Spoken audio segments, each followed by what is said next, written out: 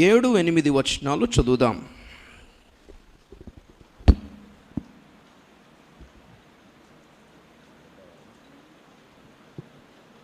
వెళ్ళుచు పరలోక రాజ్యము సమీపించి ఉన్నదని ప్రకటించుడి. రోగులను స్వస్థపరచుడి, చనిపోయిన వారిని లేపుడి, కుష్ఠరోగులను శుద్ధులనుగా చేయుడి, దయ్యములను వెళ్ళగొట్టుడి, ఉచితముగా పొందితిరి ఉచితముగా ఇయ్యుడి. చాలు. హల్లెలూయా, హల్లెలూయా. యేసు ప్రభు తన శిష్యులను ఇద్దరిద్దరుగా పంపిస్తూ ఎలా పరిచర్య చేయాలో, ఎలాంటి పరిచర్య చేయాలో చెప్తూ పంపిస్తున్నాడు. మరి ముఖ్యంగా ఎవరి దగ్గరికి వెళ్ళాలో అది కూడా చెప్పాడు. అది చూడండి, ఆ పై మాట 6వ వచనం చదవండి. ఇశ్రాయేలు వంశములోని, ఒక నిమిషం, 5 నుంచి 5-6 చదవదాం. యేసు ఆ 12 మందిని పంపుచు వారిని చూచి వారికి ఆజ్ఞాపించినదేమనగా, మీరు అన్యజనుల దారిలోనికి వెళ్ళకుడి, సమరయుల ఏ పట్టణంలోనైనాను ప్రవేశింపకుడి గాని ఇశ్రాయేలు వంశంలోని నశించిన గొర్రెల యొద్దకే వెళ్ళుడి. చాలు. ఇశ్రాయేలులోని నశించిన గొర్రెల యొద్దకు వెళ్ళండి కానీ సమరయులు లేక అన్యజనుల దగ్గరికి వెళ్ళకండి అని చెప్పాడు. ఎందుకంటే అన్ని జనులకి ముందు ప్రకటించాల్సిన సువార్త సిలువ సువార్త. హల్లెలూయా. యేసు ఇంకా సిలువ వేయబడలేదు గనక సువార్త వాళ్ళ దగ్గరికి వెళ్ళలేదు, ఇశ్రాయేల్ దగ్గరికే వెళ్ళమని చెప్పాడు. ఇశ్రాయేల్కి ప్రకటించబడిన సువార్త ఏంటి? రాజ్య సువార్త. చాలామందికి ఈ తేడా తెలీదు. రాజ్య సువార్తకి సిలువ సువార్తకి తేడా తెలీదు. సరే, మన సబ్జెక్ట్ అది కూడా కాదు. సబ్జెక్ట్ ఇక్కడ ఏంటంటే, ఫస్ట్ ఇశ్రాయేలు వారైన నశించిన వారు. ఎవరు ఇశ్రాయేలీలు అంటే దేవుని ప్రజలే. నశించిపోతున్న వాళ్ళలో అన్యజనులు ఉన్నారు, నశించిపోతున్న వాళ్ళలో క్రైస్తవులు కూడా ఉన్నారు. క్రైస్తవులు కూడా నశించిపోతున్నారంటే అవును. ఇప్పుడు ఆ సబ్జెక్టులకు వెళ్తే చాలా లాంగ్ అవుద్ది. క్రైస్తవులు కూడా ఎలా నశించిపోతున్నారు అంటే 1,00,000 ఉదాహరణలు చెప్పొచ్చు. దేవునికి స్తోత్రం కలిగింగాక. నాశనానికి ముందు ఏం నడుస్తుందంట? గర్వము నడుచును. పడిపోవుటకు ముందు అహంకారము గల మనస్సు ఉండును. ఇలా చెప్పుకుంటున్నప్పుడు చాలా క్రైస్తవులు చాలామంది నశించిపోవడానికి కారణం ఏంటంటే గర్వం. పెద్ద విషయం లేదు కానీ గర్వమే. అలాగా దేవుని ప్రజలమని చెప్పుకుంటున్న వాళ్ళు కూడా నశించిపోతున్నారంట. సో ఇక్కడ పాయింట్ ఏంటంటే అదే ప్రభు అంటున్నాడు, ఇశ్రాయేలు వారయ్యుండి, దేవుని ప్రజలను చెప్పుకుంటున్న వారయ్యుండి కూడా నశించిపోతున్న వాళ్ళ దగ్గరికి వెళ్ళి మీరు సువార్త ప్రకటించండి, పరలోక రాజ్యము సమీపించినది, మారు మనసు పొందమని ప్రకటించమన్నాడు. హల్లెలూయా. పరిచర్యల్లో ఈ 2 రకాలు ఉన్నాయి. ఒకటి ప్రకటించాల్సి ఉంది, రెండోది చేయాల్సి ఉంది. చేయాల్సిన వాటిలో ఏమన్నాడు? రోగులను స్వస్థపరచుడి, చనిపోయిన వారిని లేపుడి, కుష్ఠరోగులను శుద్ధులుగా చేయుడి, దెయ్యములను వెళ్ళగొట్టుడి. ఓకే, ఇవన్నీ మినిస్ట్రీ అన్నమాట. పరిచర్య, కార్యరూపకమైన పరిచర్య, క్రియలతో కూడిన పరిచర్య. మరి ప్రకటించాల్సింది ఏంటి? స్వస్థతలు ఎలా పొందాలో అది కాదు, ఆశీర్వాదాలు ఎలా పొందాలో అది కాదు. ఏం ప్రకటించాలి? పరలోకం ఎలాగ వెళ్ళాలో దానికి సంబంధించిన విషయాలు ప్రకటించాలి. దేవునికి స్తోత్రం చెప్పండి. ఒకసారి ప్రకటించుటయు ఉంది, స్వస్థపరచుటయు కూడా ఉంది. ఇవి 2 బ్యాలెన్స్ చేయగలగాలి. అది అయ్యగారి యొక్క ప్రత్యేకత. దేవునికి స్తోత్రం. సరే, ఈ పూట యాక్చువల్లీ ప్రసంగం ఏంటంటే మీ ముందు చూడండి, 8వ వచనం, రోగులను స్వస్థపరచుడి, చనిపోయిన వారిని లేపుడి, తర్వాత ఏంటి? కుష్ఠరోగులను శుద్ధులనుగా చేయుడి, దెయ్యములను వెళ్ళగొట్టుడి. ఈ పూట మీకు వర్తమానం ఏంటంటే కుష్ఠరోగము. చెప్పండి ఏంటిది?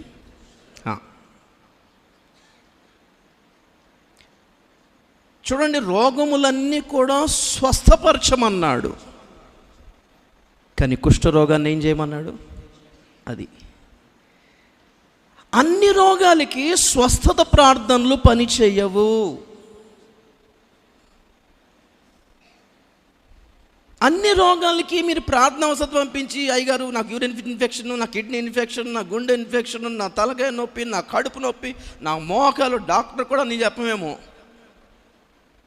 ఆ కామెంట్ సెక్షన్లో ఉంటారండి భక్తులు, పొరపాటున వాక్యం వినరు వాళ్ళ పనేదో వాళ్ళు దాంట్లోనే ఉంటారు. పోతే ఇక్కడ ఒక ప్రార్థన రిక్వెస్ట్ పెట్టాలి, ఇది తీసేసి ఇంకొక చోట ఎక్కడ ప్రార్థన జరుగుతుంటే అక్కడ ప్రార్థన పెట్టి ఒక 10 మంది పెట్టేస్తే ఆ తర్వాత నెమ్మదాలకి ఎవరొకరు చేస్తారులే ప్రార్థన. పోన్లే, దేవుడు వారి జీవితంలో కార్యం చేయనుగాక, తప్పేం కాదులే, హల్లెలూయా. కానీ పరిష్కారం ఏంటి ఇక్కడ? ప్రతి దానికి పరిష్కారం ప్రార్థన ఒకటే కాదు, ఇంతకుముందే చెప్పాను మీకు నేను. ఓకే, అలాగే ప్రతి రోగానికి ప్రార్థన బీ హీల్డ్ అంటే కాదు, ప్రతి దానికి పరిష్కారం, ప్రతి రోగానికి పరిష్కారము.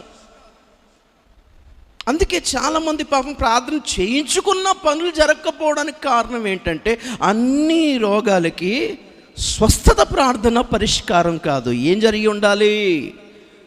శుద్ధీకరణ జరగాలి. స్తోత్రం చెప్పండి ఒకసారి. ఏం జరగాలి? ఇదొక్కటి విస్మరిస్తున్నారు చాలామంది, ముఖ్యంగా క్రైస్తవులు.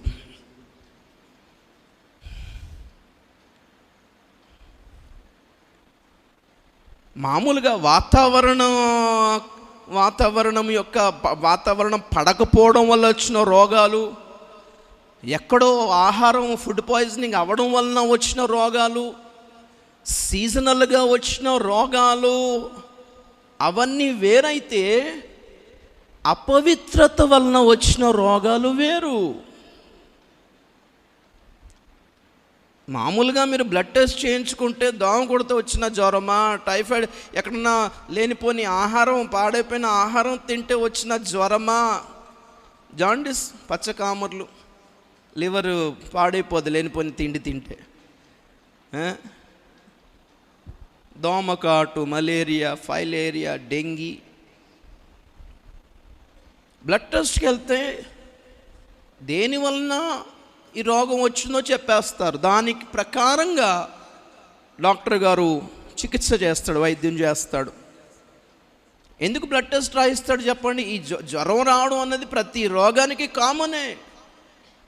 ముందు పారాసెటమాల్ తిని మనం సర్దుకోవడానికి ట్రై చేస్తాం, పారాసెటమాల్ వేసుకున్నా తగ్గకపోతే అప్పుడు డాక్టర్ దగ్గరికి వెళ్తాం. డాక్టర్ గారు కూడా 4-5 మందులు ఇచ్చి సీజనల్గా వచ్చిన రోగమేమో అనుకొని ఇస్తాడు. అది కూడా వేసుకోగా 2 రోజులైంది జ్వరం తగ్గలేదని అప్పుడు బ్లడ్ టెస్ట్కి పంపిస్తాడు. అప్పుడు బ్లడ్ టెస్ట్లో ఏ రోగం దేనిని బట్టి వచ్చిందో తెలిస్తే దాని చికిత్స వేరు. అన్నిటికీ ఒకే రకమైన వైద్యం ఉండదు. ఎలాగైతే వైద్యం ఉండదో అలాగే మన జీవితంలో వచ్చే కొన్ని కష్టాలకి, కొన్ని సమస్యలకి, కొన్ని రోగాలకి ఒకే విధమైన పరిష్కారం ప్రార్థన. 2 చేతులు ఎత్తేస్తే అయిపోతుంది అనుకునేరు. కొందరి జీవితంలో కార్యాలు జరిగిపోతుంటే కొన్ని జీవితాల్లో కార్యాలు జరగవు. దానికి కారణం ఏంటో ఇప్పుడు మనం దాన్ని సోర్ట్ అవుట్ చేయాలి, దాన్ని బయటికి తీయాలి. ఇప్పుడు దేవునికి స్తోత్రం చెప్దాం గట్టిగా ఒకసారి. కుష్ఠరోగము స్వస్థత చేయాల్సిన రోగం కాదు ఇది. స్వస్థత ప్రార్థన చేయాల్సిన రోగం కాదిది. పరిశుద్ధపరుచుకుంటేనే కానీ పోని రోగం ఇది. ప్రిల్లారా, మీరు అనవచ్చు మాకు కుష్ఠరోగం ఏం లేదా? బైబిల్ మీకు ఎలా చదవాలో అర్థం కాలేదని అర్థం. దేవునికి స్తోత్రం చెప్తాం గట్టిగా ఒకసారి. అన్ని రోగాలు వస్తాయి, కుష్ఠరోగం రాదు కదా జనరల్గానే. మనం వీటిని ఆత్మీయంగా ఆలోచించాలి. ఎలాగ ఆలోచించాలి? ఆత్మీయంగా ఆలోచించాలి. రోగులను స్వస్థపరుచుడి అన్నాడు. ఎవరిలో? దేవుని ప్రజల్లోనే రోగులు ఉన్నారు. నేను శారీరక రోగం గురించి మాట్లాడతలేదు, ఆత్మ సంబంధమైన రీతిలో మాట్లాడుతున్నాను. దేవునికి స్తోత్రం. సో ప్రభు చేసిన స్వస్థతల్లో కొన్ని 4-5 చెప్పండి మీరు. ఉదాహరణకి మూగా చెవిటి దెయ్యం వెలగొట్టాడు, ఆఫ్ కోర్స్. కానీ కొన్ని సందర్భాల్లో అది కూడా రోగమే. కొందరికి మూగా చెవిటి దెయ్యం పట్టుంటుంది. వాడు వాక్యం వినరు, రెండోది నోరు తెరిచి స్తుతించరు. స్తోత్రాలు చెప్పరు, ప్రార్థన చేయరు, చెప్తే వినరు. ఏం దెయ్యం ఉంది వీళ్ళకి? మూగా చెవుడు ఉంది. ఊచ చెయ్యగలవాడు, చేతులు ముందుకు చాపరు వీళ్ళంతా, కానికి లేవలేరు. అర్థమైందా? స్విగ్గీలో జొమాటోలో 500 రూపాయలు పెట్టి పిజ్జా తెప్పించుకుంటారు, కానీ 100 రూపాయలు కానికి ఇవ్వడం ఇచ్చే పాపానికి కోరిల్లు ఎందుకో. చేయి చాపలేని రోగం ఇది. దేవునికి స్తోత్రం చేద్దాం గట్టుకొస్తుంది. పక్షవాయువు ఏ రోగం అది? శరీరంలో ఒక సైడ్ అంతా పడిపోయి ఉంటుంది, ఒక సైడ్ బాగానే ఉంటారు వీళ్ళు, ఇంకో సైడ్ పాడైపోయి ఉంటారు వీళ్ళంతా. ఒక సైడ్కే ఎందుకుంటారు అర్థం కాదు. ఏకపక్షం కొంతమంది, కొంత స్వస్థత కోసమే వస్తారు, వాక్యం కోసం రారు. ఒక సైడ్ అంతా పడిపోయిందని అర్థం. ఎఫ్రాయిం గురించి అంటాడు హోషేలో, నీవు త్రిప్పివేయని అప్పం వంటివాడు. అంటే సగం ఉడికాడు, సగం ఒకవైపు ఉడికింది కానీ ఇంకోవైపు ఉడకలేదు అని అర్థం. చాలా సగం సగం ఉంటారు వీళ్ళంతా. పాటలు పాడతారు, ప్రార్థన చేయరు, ప్రార్థన చేయించుకుంటారు, వాక్యం వినరు. అర్థమైందా? మీటింగ్కి వస్తారు, సండే రారు. ఎందుకు సగం? ఏ రోగం ఉంది? పక్షవాయువు. సగమే బాగున్నారు, సగం బతికి ఉన్నారు. ఇలాగ ఒక్కొక్క రోగం చెప్పుకుంటారు అనుకోండి, దాని ప్రతిదానికి ఒక ఆత్మీయ అర్థం ఉంటుంది. దేవునికి స్తోత్రం చెప్తాం గట్టిగా ఒకసారి, గట్టిగా హల్లెలూయా, హల్లెలూయా. అలాగా కుష్ఠరోగం కూడా ఉంది. ఏంటి కుష్ఠరోగం యొక్క స్వభావం ఏంటి చెప్పండి? అసలు శరీరానికి, చర్మానికి ఏముండదు? స్పర్శ ఉండదు. చెప్పండి, ఏముండదు? స్పర్శ ఉండదు. సడన్గా తెల్ల తెల్ల మచ్చ వచ్చేసింది అనుకోండి, డాక్టర్ దగ్గర తీసుకెళ్ళగానే ఏం చేస్తాడంటే కళ్ళు మూసుకోమని చెప్పి చిన్న పిన్నిస్ తీసుకొని గుచ్చుతాడు. ముందు గుచ్చడు, ఏమన్నా తెలుస్తుందా బాయ్ అంటాడు. అవి ఏం తెలుస్తలేదండి అంటాడు. గుచ్చకుండానే, వచ్చలేదు కాబట్టి తెలుస్తలేదు, నొప్పి తెలుస్తలేదు. తర్వాత నిజంగా గుచ్చుతాడు. ఇప్పుడు నిజంగా గుచ్చినప్పుడు అయ్యా అన్నాడు అనుకోండి, స్పర్శ తెలిసింది, పర్లేదు ఇది కుష్ఠరోగం కాదులే, మామూలు ఏదో స్కిన్ డిసీజ్ అంటాడు. అది ఎంత గుచ్చుతున్నా అబ్బే నాకేం తెలుస్తలేదండి అన్నాడండి. దాని అర్థం ఏంటి? అయిపోయాడని. కొందరి మనస్సాక్షి అలా మొద్దుబారిపోయి ఉంది అని అర్థం. వాక్యముతో ఎంత గద్దించినా ఆ వాక్యం వాళ్ళకు కస్సం దిగట్లేదు అంటే ఏమైపోయింది? ఏ రోగం పట్టేసింది? కుష్ఠరోగం పట్టేసింది. మనస్సాక్షి బ్రతికే ఉంటే వాక్యం చెప్పగానే నొచ్చుకుంటారు. ఇక్కడ పేతురు పెంతెకోస్తు దినమున ప్రసంగం చేయగానే యూదులందరూ హృదయంలో ఏం కలిగిందంట? నొచ్చుకున్నారంటండి. ఇంగ్లీష్లో ఉంది తెలుసా? గురుచ్చబడిన వారై, they were pricked in their hearts. ప్రతి వర్తమానం అది వాక్యం అంటేనే ఖడ్గం అన్నాడు. ఏంటన్నాడు? కస్సం దిగాలంతే. ఓ మక్కన్ లగానే వాళ్ళ నైఫ్ అవుతాయినా. బ్రెడ్ ఎప్పుడు తిన్నారా? బ్రెడ్ మీద ఎప్పుడన్నా బటర్ వేసుకుని తిన్నారా? ఆ బటర్ కోసం నైఫ్ వాడతారు చూసారా, కత్తి. అలాంటిది కాదు వాక్యం. బటర్ వెన్న పూసేది కాదు. స్తోత్రం చెప్పండి గట్టిగా ఒకసారి. దేవుని వాక్య ఖడ్గం. కొన్ని కత్తులు ఉంటాయి, మొండి కత్తులు, అవి బటర్ రాసే కత్తులు చూసారు ఎప్పుడన్నా? పాపం పెద్దోళ్ళలో ఉంటాయిలేండి, పెద్ద పెద్ద హోటల్స్లో ఉంటాయి మొండి కత్తులు. అవి దేనికోసం వాడతారు? ఆ వెన్న తీసి బ్రెడ్ మీద జాము, ఆ బటరు వెన్న తీసి ఆ బ్రెడ్ మీద రాయడానికి వాడతారు. చాలామంది దేవుని వాక్యాన్ని అలాగే వాడుతున్నారు.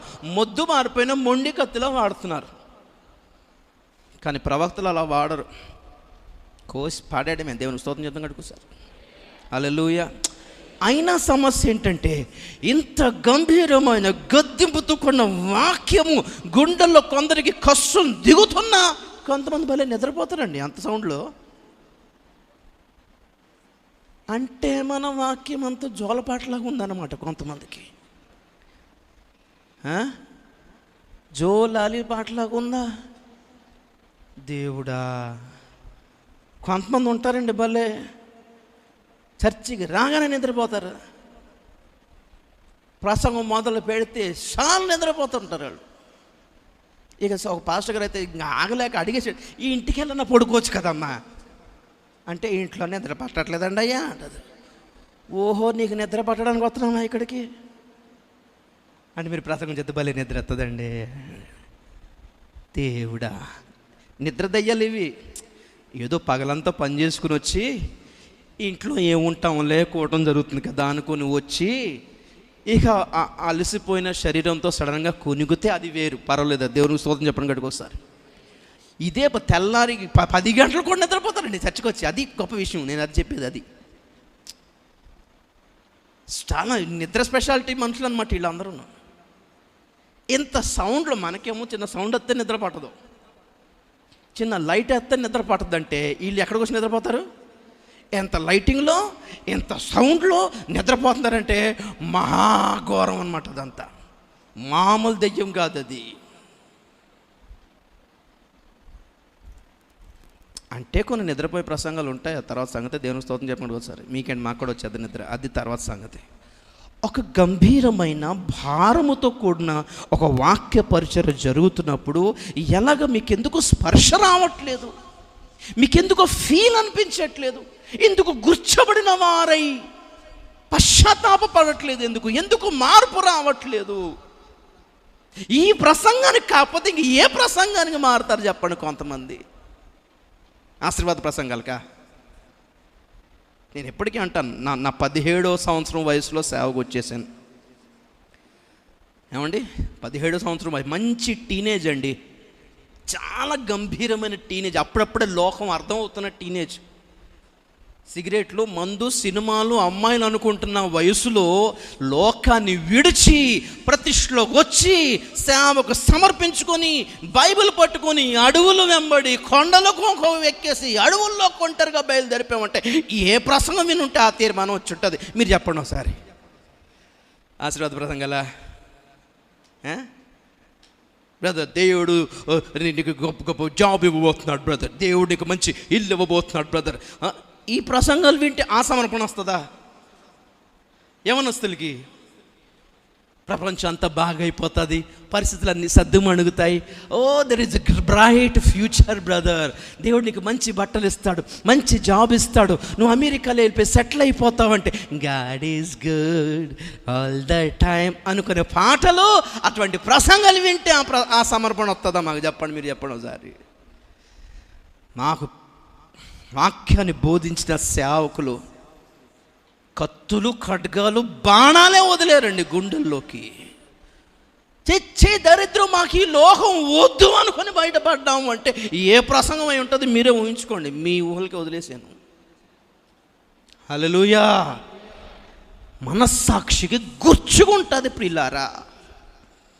అలాంటిది, అటువంటి వర్తమానాలు కరువైపోయినాయిలేండి. అటువంటి వర్తమానాలు ఈ కాలంలో లేవు. యవనస్తుల గుండెల్లో కస్సుమని దిగే వాక్యాలు కరువైపోయాయి, చాలా అరుదైపోతున్నాయి, అరుదుగా ఉన్నాయి. ముందు అరుదైపోతాయి, తర్వాత కరువు అయిపోతాయి. అదే కరువు కాలం అంటే, వాక్యపు కరువు అంటే. ఇప్పుడు అరుదైన కాలములో మనం ఉన్నాం. ఇప్పుడే సేకరించుకోవటానికి ప్రయత్నం చేయండి అటువంటి వాక్యాలు.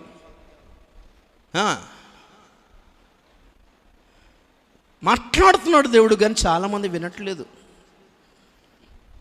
చాలామందికి తెలియటం లేదు, స్పర్శ లేదు. ఒక మాటలో చెప్పాలంటే ఫీలింగ్స్ లేవు. ఏం లేవు? ఫీలింగ్స్ లేవు. కొంతమందికి భలేగా ఉండవండి, ఫీలింగ్స్ వస్తూ ఉండవు. ఎంత తింటారు కానీ అని అన్నాడు అనుకోండి, ఎక్కడ భోజనాల దగ్గర కూర్చున్నప్పుడు, తింటామేక ఎందుకు ఫీల్ అవుతాం కదా. తింటున్నప్పుడే అంటున్నాడు, అంత మాట అంటే నన్నే అంటున్నాడు, తిండికి లేక వచ్చేవండి సార్ అని వదిలేసి వెళ్ళిపోతాం. అవును కదా, రోషం ఉంటుంది లేదా మనకి? ఫీలింగ్ ఉంటే ఒక మాట అనగానే ఫీల్ అయ్యి రోషపడి రోషం తెచ్చుకొని లేచి వెళ్ళిపోతాం. అది అంటానే ఉంటారు, మనం తింటానే ఉన్నాం అనుకోండి, ఏం లేదన్నట్టు. ఫీలింగ్స్ లేవన్నట్టు. ఇంకో మాట అంటారు కానీ అన్నం కానీ స్తోత్రం చేద్దాం గడి ఒకసారి. మరి ఫీలింగ్స్ లేకుండా ఎలాగున్నారండి?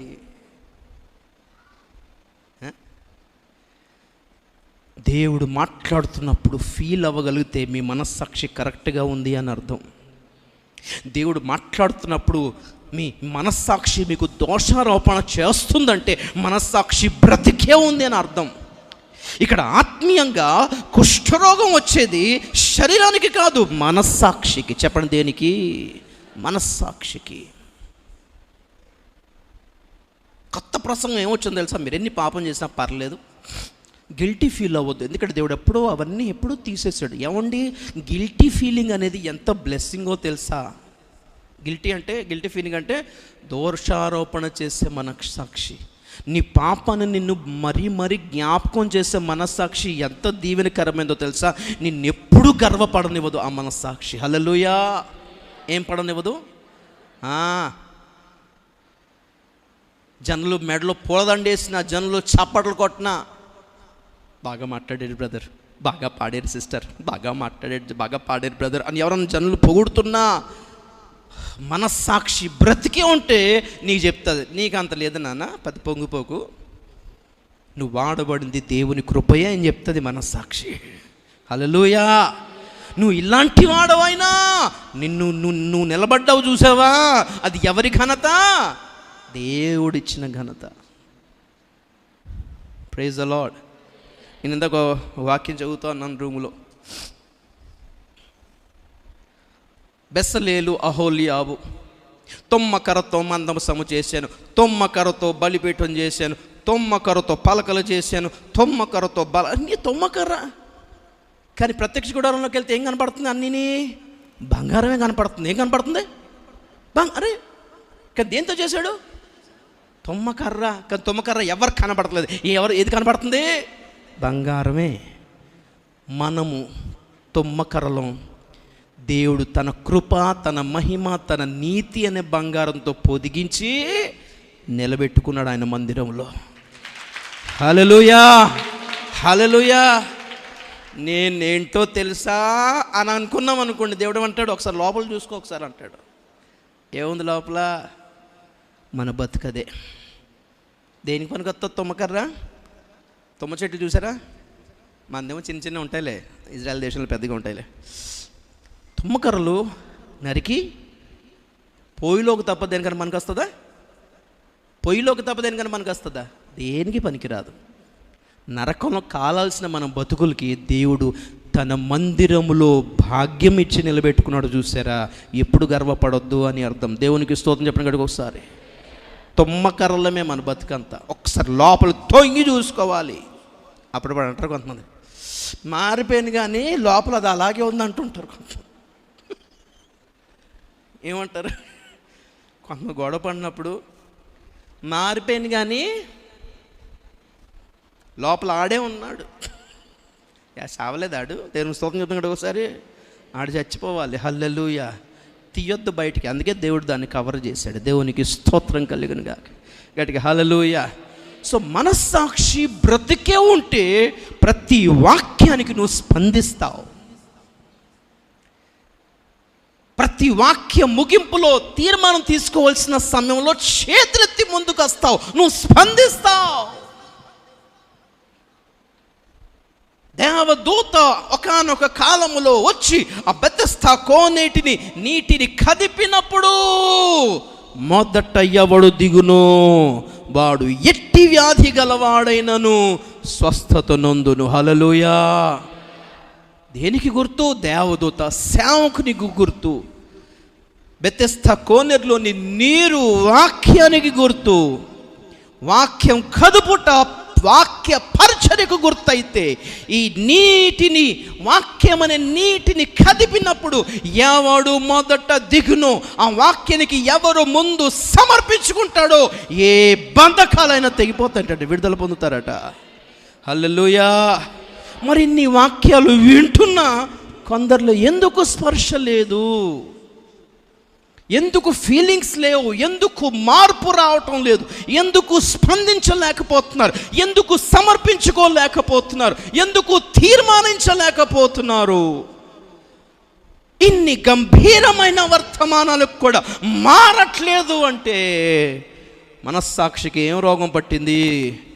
కుష్ఠరోగం పట్టింది. ఈ రోగము స్వస్థత ప్రార్థనతో పోదు. ఏం జరిగి ఉండాలి? శుద్ధీకరణ జరగాలి. సరే, ఇప్పుడు పాయింట్ ఏంటంటే ఎందుకు వస్తుంది కుష్ఠరోగం? కుష్ఠరోగం ఏం చేస్తుందో మనం చూసాం, దాని స్వభావం ఏంటో చూసాం. ఆ పరిస్థితి, ఆ స్పర్శ లేని, స్పందన లేని, ఫీలింగ్స్ లేని మనస్సాక్షి అనే కుష్ఠరోగం ఎందుకు వస్తుందో బైబిల్లో కొన్ని సందర్భాలు చూస్తే చాలా ఆశ్చర్యకరమైన విషయాలు వెలుగులోకి వచ్చాయి. షాక్ అయ్యాను నేను లిటరలీ. నేను ఇప్పుడు చూపించే ప్రతి సందర్భంలో మీకు ఏం కనిపిస్తుందంటే, దైవజనులకు వ్యతిరేకంగా మారిన వాళ్ళందరికీ ఆ రోగాలు వచ్చాయి బైబిల్లో. సరే, స్టార్ట్ చేద్దాం. సంఖ్యాకాండం 12వ అధ్యాయం.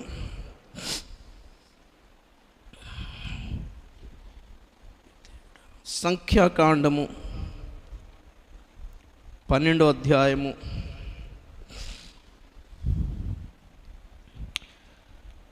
10వ వచనం చదవండి. మేఘమును, గట్టిగా చదవాలి బ్రదర్, ఎవరు చదువు. మేఘమును ఆ ప్రత్యక్షపు గుడారము మీద నుండి ఎత్తబడెను. అప్పుడు మిరియాము హిమము వంటి తెల్లని కుష్ఠుగలదాయను. చాలు, దేవునికి స్తోత్రం కలిగిన గాక. మోషే గారి అక్కను కూడా దేవుడు వదలలేదు. నా చూడండి ఒకసారి, అక్కైనా, చెల్లైనా, అన్నైనా, తమ్ముడైనా, సొంత బంధువైనా సేవకుడిని సేవకులుగానే చూద్దాము గాక. హల్లెలూయా, గట్టిగా హల్లెలూయా చూడాలి నా వైపు. ఇక్కడ జరిగిన సంఘటన ఏంటంటే, మోషే పాపం అరణ్యవాసములు ఉన్నప్పుడు 40 సంవత్సరాలు ఐగుప్తును విడిచిపెట్టి వెళ్ళిపోయిన తర్వాత గొర్రెలు కాసుకుంటూ ఉన్నాడు.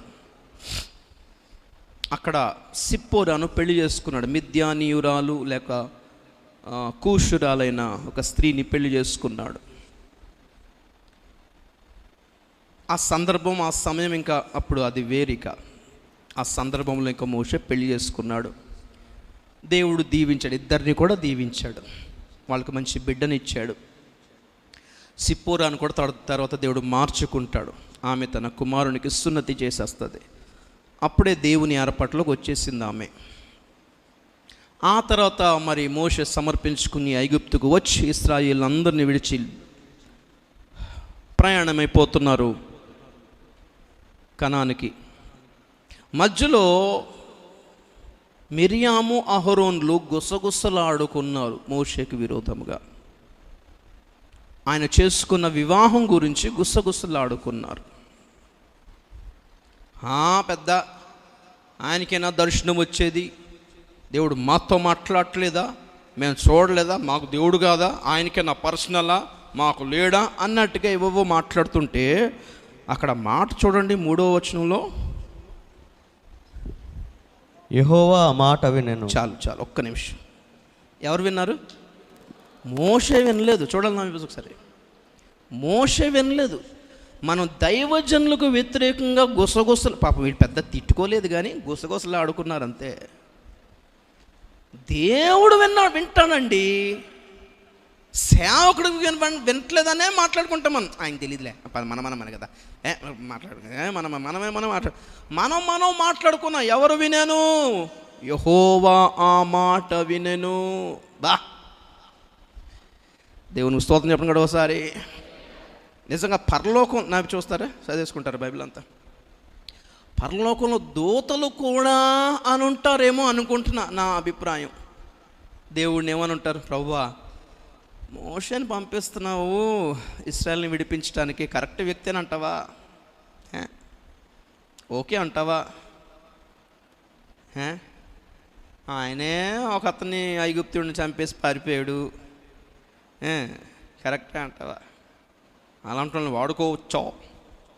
దేవుడు అంటాడు, మిమ్మల్ని పెట్టుకోలేదు ఎక్కడా అని ఉంటాడు. అల్లెలు దూతల్లో లోపాలు ఉన్నాయంట, అయినా దేవుడు పెట్టుకున్నాడు అక్కడ. దేవుని స్తోత్రం చెప్పడం కూడా ఒకసారి. మీకే లేనిది ఆయనకే వచ్చిందా? దేవుడు అంటున్నాడు, యెహోవా ఆ మాట వినెను. మోషే భూమి మీదనున్న వారందరిలో మిక్కిలి సాత్వికుడు. దేవునికి స్తోత్రం చెప్పడం కూడా ఒకసారి. సాత్వికుడు అనే మాటకి అర్థం నాకు చాలా కాలం తర్వాత తెలిసింది, అది కూడా ఒక బ్రదర్ వల్లనే. సాత్వికుడు అంటే మన విషయం మనం తగ్గింపు అనుకుంటాం. ఏమనుకుంటాం? తగ్గింపు అనే మాట కంటే చాలా లోతైన పదం అని తెలుసా? ఏంటా పదం అంటే, దేవునికి స్తోత్రం చెప్తాం గట్టిగా ఒకసారి. చేతనై కూడా చేతులు జోడించడాన్ని సాత్వికం అంటారు. పేక పట్టుకొని ఇసిరేగలిగిన కెపాసిటీ ఉండి కూడా అది కాదన్నా అది కాదన్నా, సారీ అన్న, వద్దులే అన్న, గొడవ పడి తగుపడి ఎదుటివాడి మీద ఎగబడి కొట్టి జయించగలిగిన అది కాదన్నా అన్న అని అంటున్నామంటే అది సాత్వికం అంటే. హల్లెలూయా. నిజం. ఏం తక్కువ మోషేకి? ఏం తక్కువ ఉండేది మోషేకి ఐగుప్తు దేశంలో? రాజభాగ్యము, రాజభోగము, యుద్ధ ప్రవీణుడు, ఐగుప్తు సామ్రాజ్యానికి ఎన్నో యుద్ధాలలో విజయాన్ని రప్పించిన వాడు, కూషు దేశాన్ని గెలిచిన వాడు, ఐథియోపియాతో యుద్ధం చేసి గెలిచిన యుద్ధ ప్రవీణుడు మోషే. అలాంటిది ఫరో దగ్గరికి వెళ్ళిపోయి, సార్ సార్ సార్ మా దేవుడు అంటున్నాడు సార్, మా దేవుడు జనాలు తీసుకెళ్ళిపోమంటున్నాడు సార్, గెట్ అవుట్ అంటే, అలాగే ప్రభువా మరి వెళ్ళిపోమన్నాడు ప్రభు, ఏం చేయమంటావు? నువ్వు చెయ్యెత్తు మోషే, కర్ర ఎత్తుడు, అలాగే ప్రభు. మళ్ళీ వెళ్తున్నాడు, తెల్లవారిని లేచి మరలా ఫరో దగ్గరికి వెళ్ళి మాట్లాడు. ఏమనుకుండాలి మోషే? అదేంటి ప్రభువా, నాకు అరగంట టైమి, కత్తి పట్టుకొని యుద్ధం చేసి కనాను కాదు ఈ దేశం అంత అయ్యేలా చేసేస్తాను కెపాసిటీ ఉంది మోషేకి. అంత యుద్ధ ప్రవీణుడు. కానీ ఏం చేసుకున్నాడు? బతిమాలడానికే ఇష్టపడ్డాడు. స్తోత్రం చెప్పండి గట్టిగా ఒకసారి. యేసుప్రభు అదే చేశాడు కదా. పిలాతు దగ్గర ఏమన్నాడు? నేను తలుచుకుంటే 12 సేనా వ్యూహము కంటే ఎక్కువైన దేవదూతలు వచ్చి ఈ పిలాతుని, ఆ హేరోదుని మెడకాయ మీద నుంచి తలకాయ తీసేసేవారు. కానీ లేదు నాయన, అధికారం వాళ్ళకి ఇవ్వబడింది కాబట్టి నేను సిలువ మోయాల్సింది. ఇది సాత్వికం అంటే. చేయగలిగి, చెప్పగలిగి, మాట్లాడగలిగి, దబాయించగలిగి, డబ్బు ఉండి, పలుకుబడి ఉండి అన్నీ వదులుకొని సాదాసీదాగా నిలబడ్డాం చూసారా, ఇది సాత్వికం అంటే. స్తోత్రం చెప్పండి గట్టిగా ఒకసారి, గట్టిగా హల్లెలూయా.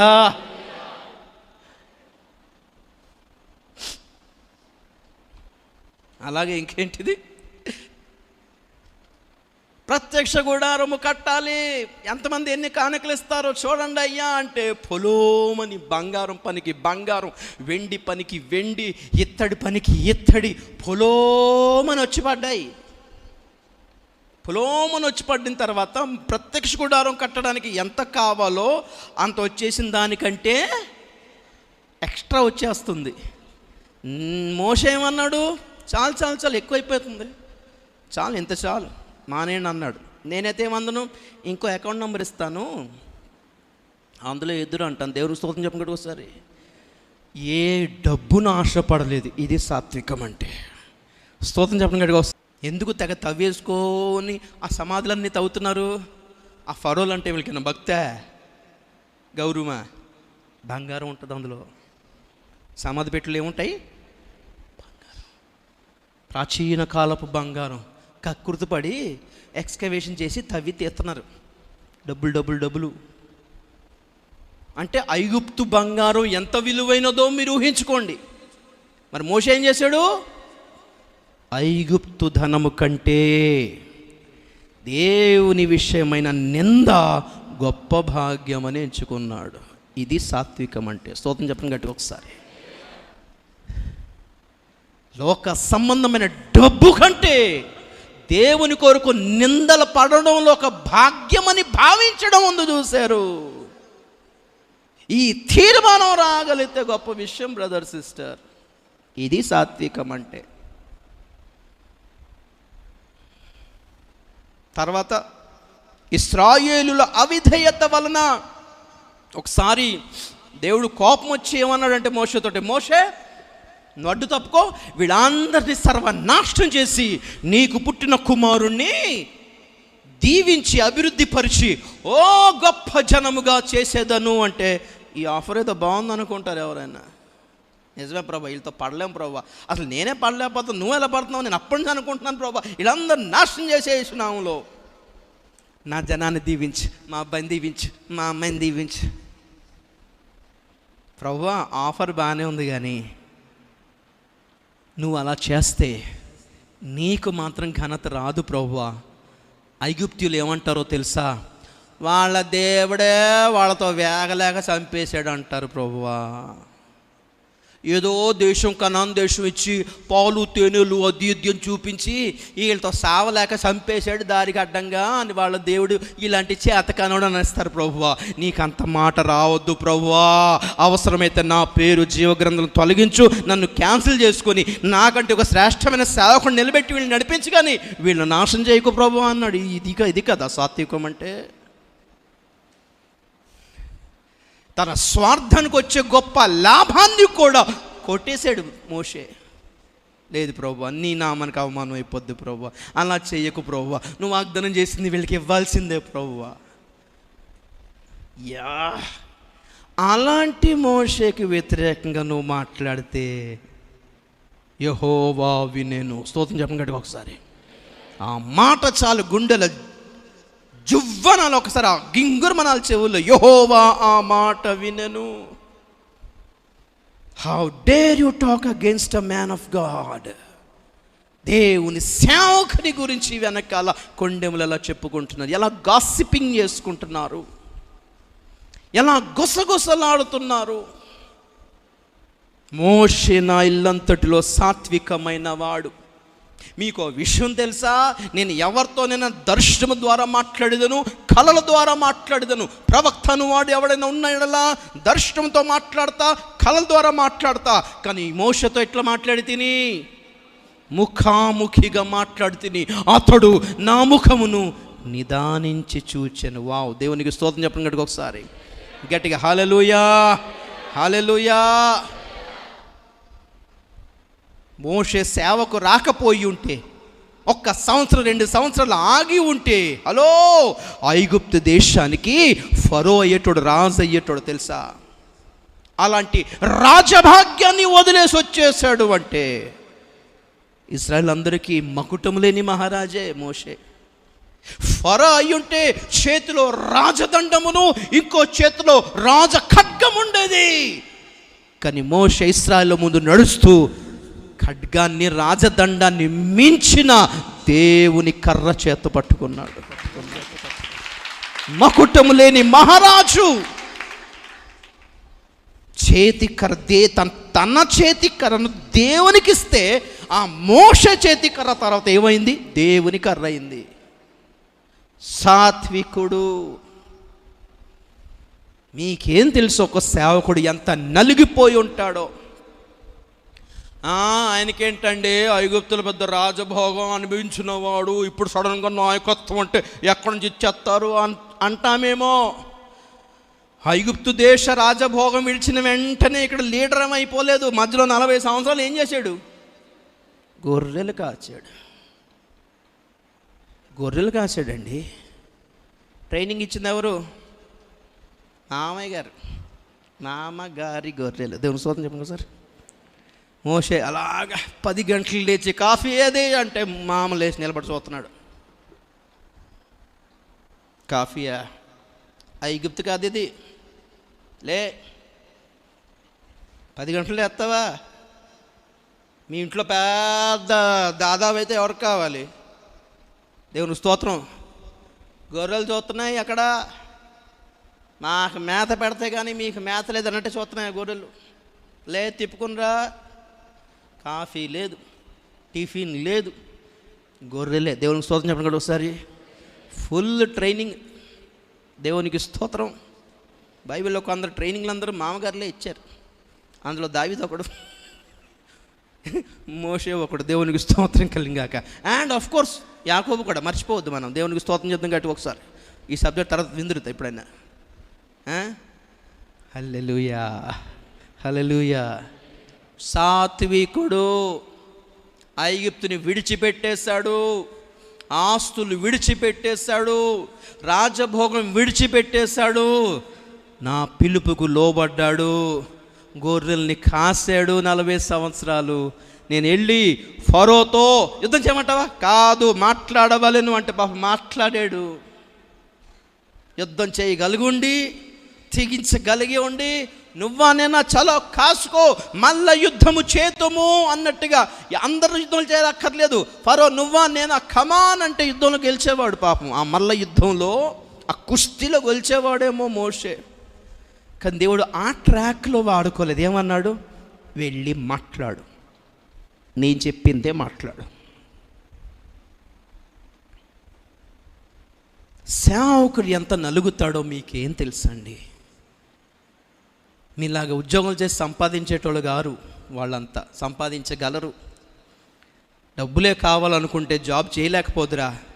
ఉద్యోగాలు విడిచిపెట్టి వచ్చిన సేవకులు, దేవుని కొరకు నలగొట్టుకున్న సేవకులు, కొండెక్కమంటే కొండెక్కిపోతున్న సేవకులు, నదిలో నీళ్ళు తాగమంటే నదిలో నీళ్ళు తాగుతున్న సేవకులు,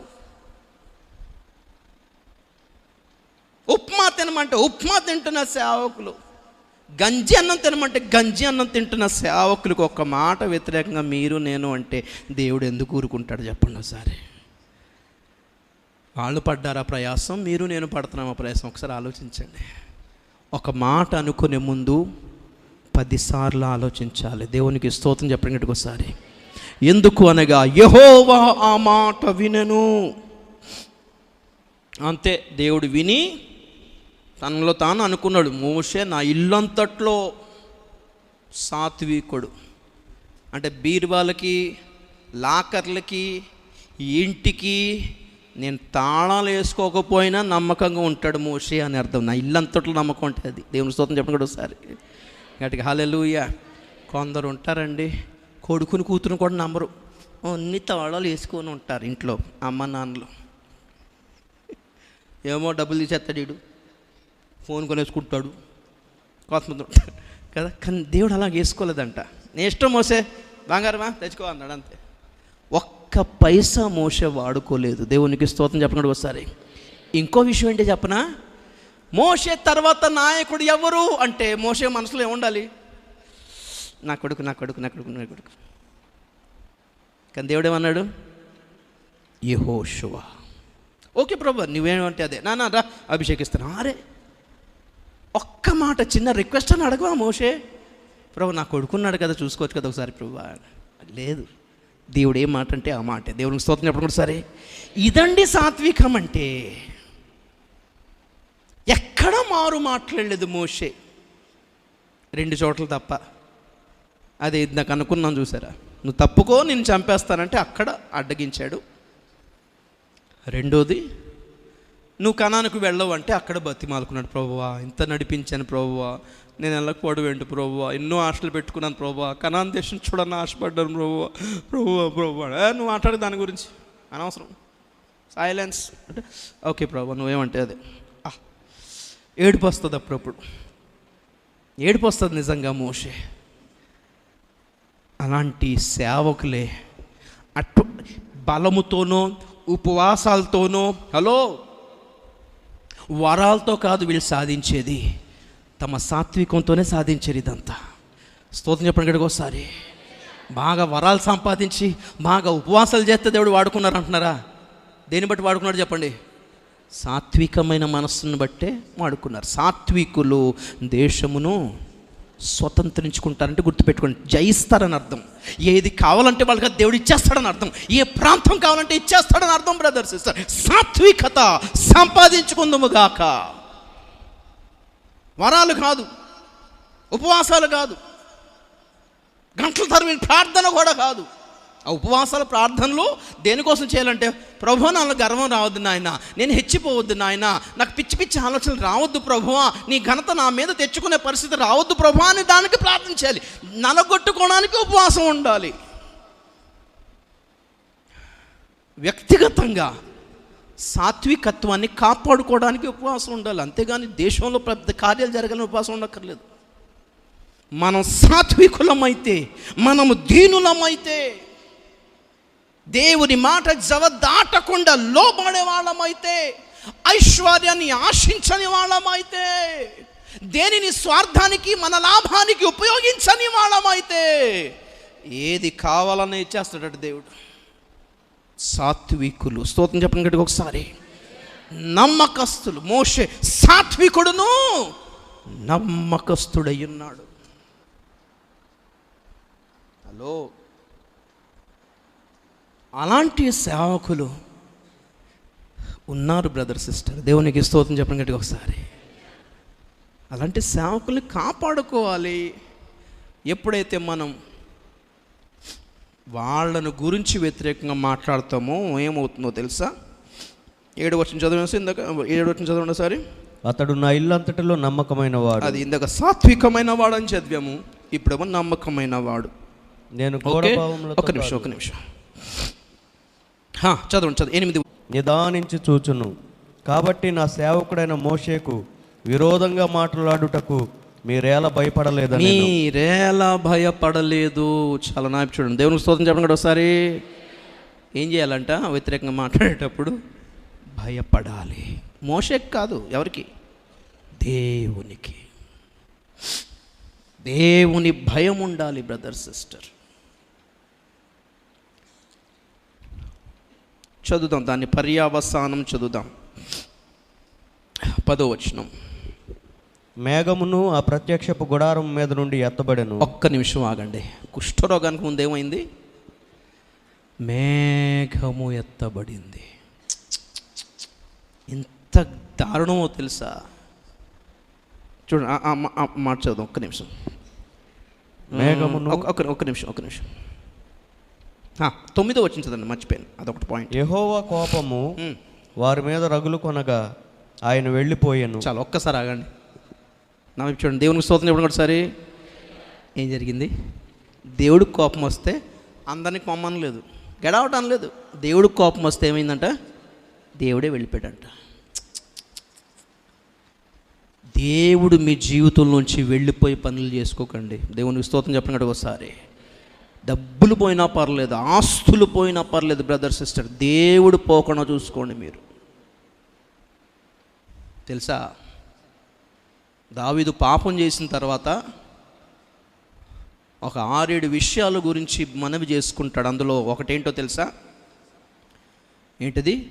నీ సన్నిధిలో నుండి నన్ను త్రోసివేయకుము, నీ పరిశుద్ధాత్మను నాలో నుండి తీసివే. ఈ 2 చాలా లాస్ట్లో ఈ 2 పాయింట్స్ అంటాడు. చాలా ప్రాముఖ్యమైన ప్రార్థనలు ఈ 2. నీ సన్నిధిలో నుంచి నన్ను త్రోసివేయకు ప్రభువా, నేను చేసిన పాపాన్ని బట్టి ఆ పని చేయకు ప్రభువా, నీ దండం పెడతావు ప్రభువా, నీ సన్నిధిలో చచ్చిపోతాను ప్రభువా, నీ సన్నిధిలోంచి నన్ను గెట్అవుట్ చేయకు ప్రభువా. రెండోది, నీవిచ్చిన పరిశుద్ధాత్మను నాలో నుండి తీసేయకు ప్రభువా. నిజంగా న్యాయమైన ప్రార్థన చేశాడు దావీదు, అందుకే క్షమించబడ్డాడు. మనందరి వలన పొరపాట్లు జరుగుతాయి బ్రదర్ సిస్టర్, కానీ ప్రార్థన, పశ్చాత్తాప ప్రార్థన ఎంత న్యాయంగా చేయాలో ఆ 51వ కీర్తన చదువుకున్న తర్వాత దేవునికి స్తోత్రం చెప్పడం కూడా ఒకసారి.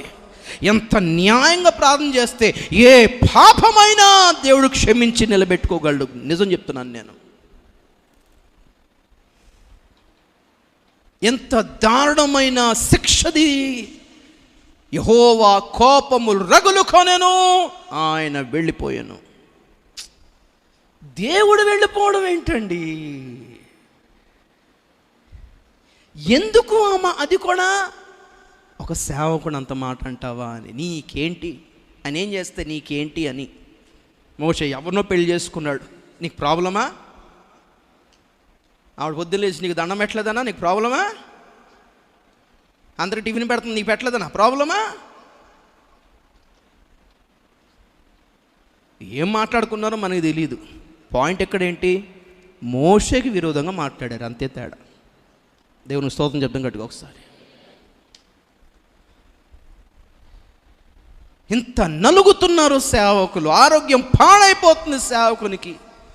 పేగులు, లివరు, కిడ్నీలు చెడిపోయి నలిగిపోతుంది ఒక్కొక్క సేవకుడికి సేవ చేస్తూ.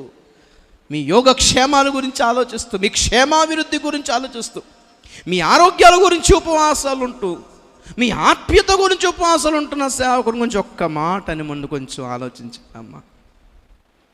దేవునికి స్తోత్రం చెప్తాం గట్టిగా ఒకసారి. తండ్రి లాంటి వారు సేవకులు. ఎంత ఘోరం! దేవుడు వెళ్ళిపోయాడు. తర్వాత ఏం జరిగింది? మేఘము గుడారం మీద నుంచి ఎత్తబడ్డం ఏంటండి? వామ్మో, అంటే మహిమ వెళ్ళిపోయింది అని అర్థం. దేవుడు లేకపోతే మేఘం ఏముంటుంది అక్కడ? మేఘం కూడా వెళ్ళిపోయింది. జీవితం నుంచి వెళ్ళిపోకుండా చూసుకోండి బ్రదర్ సిస్టర్. ఆ తర్వాత వచ్చింది కుష్ఠరోగం. వెంటనే అక్కడ అహరోను మోషేను వేడుకుంటాడు, అయ్యా అయ్యా అయ్యా, మేము చిన్నప్పటి నుంచే పాపులమే, తల్లి గర్భంలోంచి పాపులమే, పిచ్చి పిచ్చి మాటలు మాట్లాడుతుంటాం, నీకు తెలుసు కదా అయ్యా, మేమిద్దరు ఇలాగే ఎవరి గురించి మాట్లాడుకుంటుంటాం, అది మా బలహీనత అయ్యా అయ్యా అయ్యా అయ్యా అని పాపం అహరోను ఏడుస్తే మరలా మోషేయే వెళ్ళి దేవుని దగ్గర ఏడుస్తాడు. హల్లెలూయా. ప్రభు అంత మాట అన్నామేంటి ప్రభు, అంత శిక్షించేవేంటి ప్రభు. మరలా మోషే ప్రార్థన చేస్తే దేవుడు ఏమన్నాడు తెలుసా? సర్లే ఫీల్ అవ్వగానే ఒక ఆడబిడ్డను చూసి ఒక తండ్రి అసహించుకొని తూ అని ఉమ్మిస్తే ఆమెకి ఎంత అవమానం. బయట మొహం చూపిస్తుందా ఒక వారం రోజులు? లేదు, చూపించదయ్యా. అలాగే ఈమె వారం రోజులు పాళ్ళెము బయట ఉండాలి. ఆ తర్వాత వారం రోజుల తర్వాత ఆమె శుద్ధీకరించబడి మరలా కలుసుకుంటుంది. దేవునికి స్తోత్రం చెప్తాం గట్టిగా ఒకసారి. దేవుడు ఉమ్మి ఊసినట్టు అంటండి కుష్ఠరోగం. వద్దు, అంత శిక్ష తెచ్చుకోవద్దు బ్రదర్ సిస్టర్. కానీ కంగారు పడకండి. కుష్ఠరోగమైనా శుద్ధి చేసుకుంటే మరలా దేవుని సన్నిధిలో నిలబడతాం. ఆమేన్. గట్టిగా హల్లెలూయా. రెండో సందర్భం మనకందరికీ తెలుసు. గెహాజీ రాజుల 2వ గ్రంథం 5వ అధ్యాయం. ముగించేద్దాం తొందరలోనే. 27. కాబట్టి నయమానునకు కలిగిన కుష్టు నీకును నీ సంతతికి సర్వకాలము అంటియుండును అని చెప్పగా, వాడు మంచు వలె తెల్లనైన కుష్టము కలిగి ఎలీషా ఎదుట నుండి బయటికి వెళ్ళాను. చాలా. ఎవరు చూడండి, నాకు చూడండి సార్. గెహాజీ ఒక్కడేనా? ఎవరు? కుటుంబం అంతా తలదించుకుని ఎగ్జామ్ రాస్తున్నట్టున్నారు అందరూ. పాపం దేవుని స్తోత్రం చెప్పాడు. పరీక్షలు ఏం లేవు, అయిపోయిన పరీక్షలు. వినండి చాలు, తెలిసిందే కదా. మరి అయ్యగారు కాబట్టి ఇంకొకళ్ళైతే చెప్పాల్సి వచ్చేదేమో స్టోరీ అంతా ఏలియా దగ్గర నుండి. తెలిసిన వాక్యాలు కాబట్టి మీరు డైరెక్ట్ వింటే మనం టైం సేవ్ చేసుకోవచ్చు. దేవునికి స్తోత్రం చెప్పండి ఒకసారి గట్టిగా హల్లెలూయా.